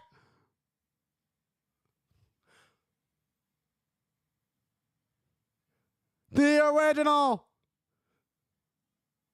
And the spear by Reigns to Solo! And a win!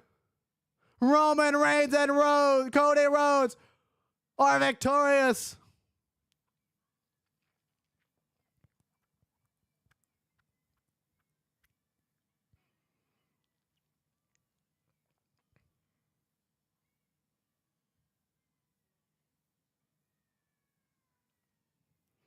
Absolutely incredible. Look who saved the day for Roman Reigns.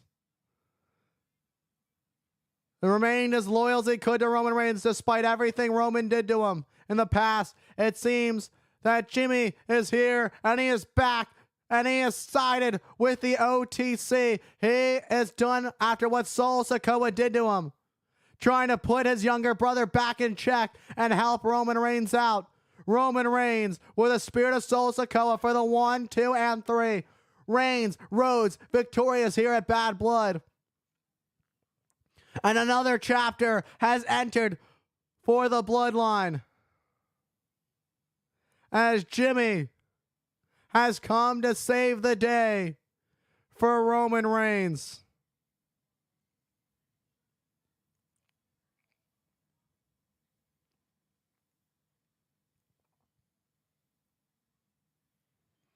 And they hug it out. The original bloodline hug it out. Despite the friction, despite their differences, Roman Reigns and Jimmy Uso settle it and they hug it out. The OTC, Roman Reigns, has Jimmy Uso in his corner. Family first. Family always stands tall when they are united as one. And now that the match is over, Roman Reigns turns his attention and looks at Cody Rhodes. Roman Reigns said he's coming for what he wants. Remember what Roman Reigns said in their encounter at the Georgia Tech Stadium? That Roman Reigns said Cody Rhodes was in his way in life. Roman gave Rhodes his word, and tonight they were able to be a cohesive unit, and it allowed them to earn the victory they did. What a stare down as Roman Reigns looks at Rhodes' undisputed WWE Championship. The nod from Reigns as Reigns and Jimmy Uso leave together.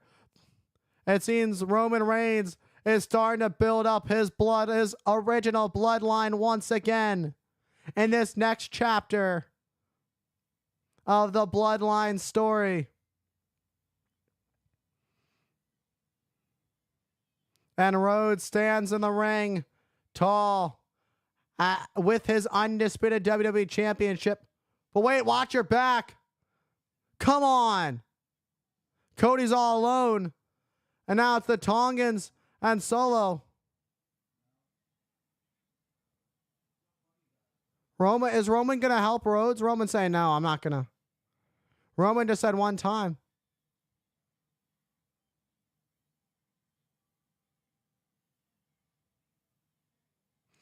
And they're going to do it. And they're going to come to the aid of Cody Rhodes. Just never in a million years would I would have thought that Roman Reigns and Jimmy Uso would come to the aid of Cody Rhodes. What a sight to see. And a super kick to Solo. Superman punch. Down goes Solo. The bloodline is in retreat at the OTC. Jimmy Uso and Rhodes stand tall, but Roman Reigns is grabbing that undisputed WWE Championship he once held. But you can see those side plates are of the American Nightmares because Rhodes is the current undisputed champion, defeating Reigns back at WrestleMania 40 in the main event of night 2. Reigns holds that title, looks down at it. And a sign of respect as Reigns hands it to Rhodes. What a picture right there. What a standoff and a nod from these two. What? You gotta be kidding me! Are you serious? No way! The Rock, the final boss, is here in Atlanta! You gotta be kidding me!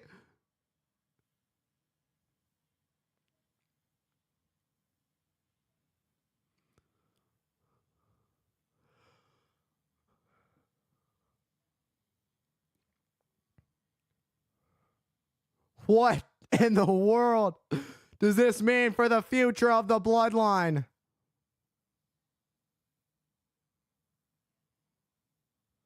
The Rock is back. And The Rock stares down at Rhodes and Reigns and Jimmy Uso.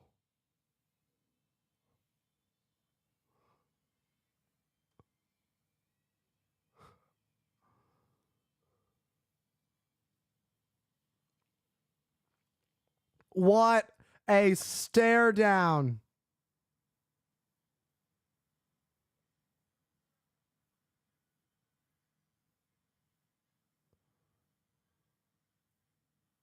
The final boss is back. But for who?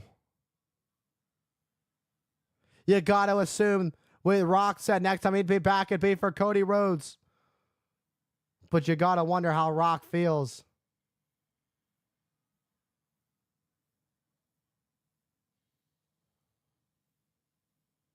How does The Rock feel about Rhodes and Reigns' allegiance?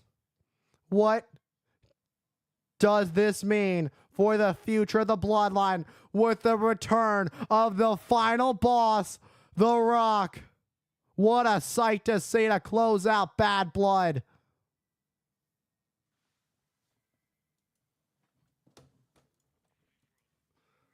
Oh my, what a show. All right, everybody, give me a second. Give me 1 second. I want to see how long did I record this thing for? How long is this? Okay.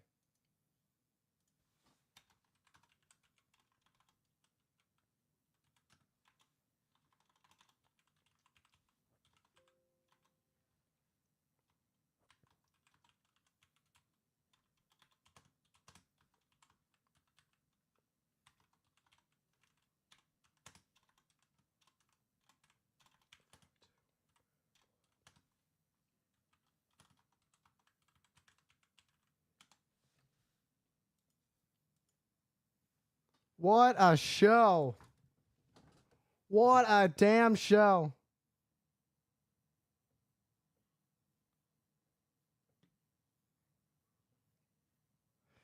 All right, thank you so much. I appreciate it. I know there aren't as many indies that do commentary as there used to be, but I hope you get picked up by somebody. You definitely deserve it. You do really good commentary even when it's live. I appreciate that. That means the absolute world to me. I hope I pronounce this. Kaiju, welcome on in. I appreciate it. Thank you guys for all the love and support. You guys have no idea. Pikes and Lady, absolutely. A really, from top to bottom, really great event. From the opening Hell in a Cell match to The Rock making his return for the last time we saw him at WrestleMania. An amazing an amazing premium live event. You guys make this worth it. It makes it worth it. The love and support I get every time I do it. I put my voice. I'm gonna need a little bit of some hot tea tomorrow, but it's always worth it. It truly is always worth it whenever I get to do this live. I didn't think I was gonna be able to do commentary tonight, but the struggle I've been going through, I've absolutely needed this.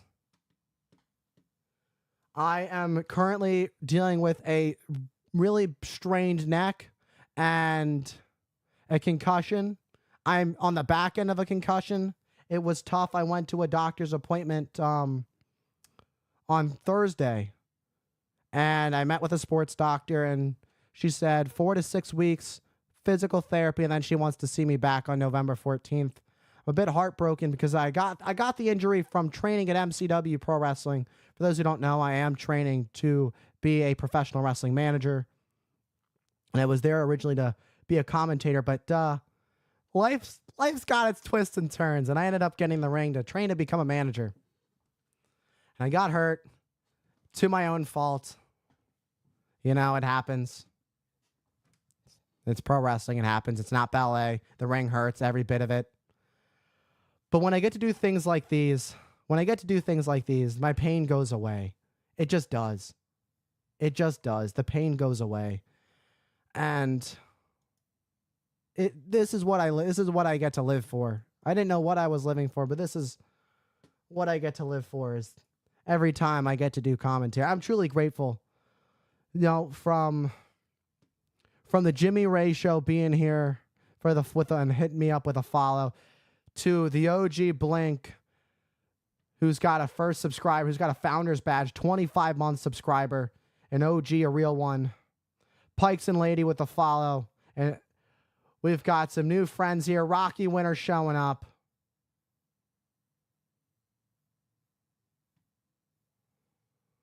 On the Twitch, that's the Twitch side of things. On the YouTube side of things, Hassan Terrell killing it. Sabrina McNair, Ara3, Kaiju, y'all killing it. You guys killed it tonight. Killed it. And it only continues because I'm back. Sometimes it's tough. Once it get going, I get going. Once my body gets warmed up like this, my body gets warmed up and my neck feels good. But that felt good. It felt good. I'm sweating like crazy. I'll be back on Monday for Monday Night Raw. We've got a press conference, I think, right? There's a press conference going on right now, if I am not mistaken.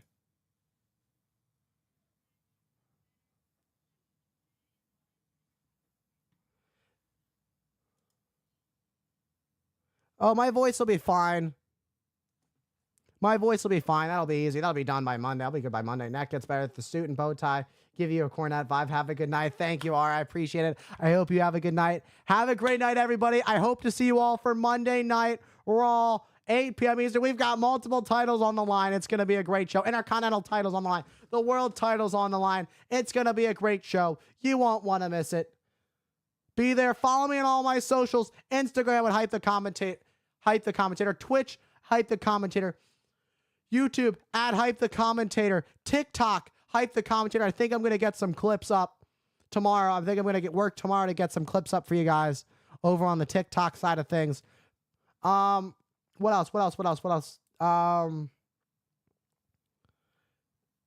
X. Follow me on X at Hype Commentator. Hype the Commentator is too many characters, so I couldn't have that name. Appreciate you for the sub on YouTube at Pikes and Lady. Appreciate it.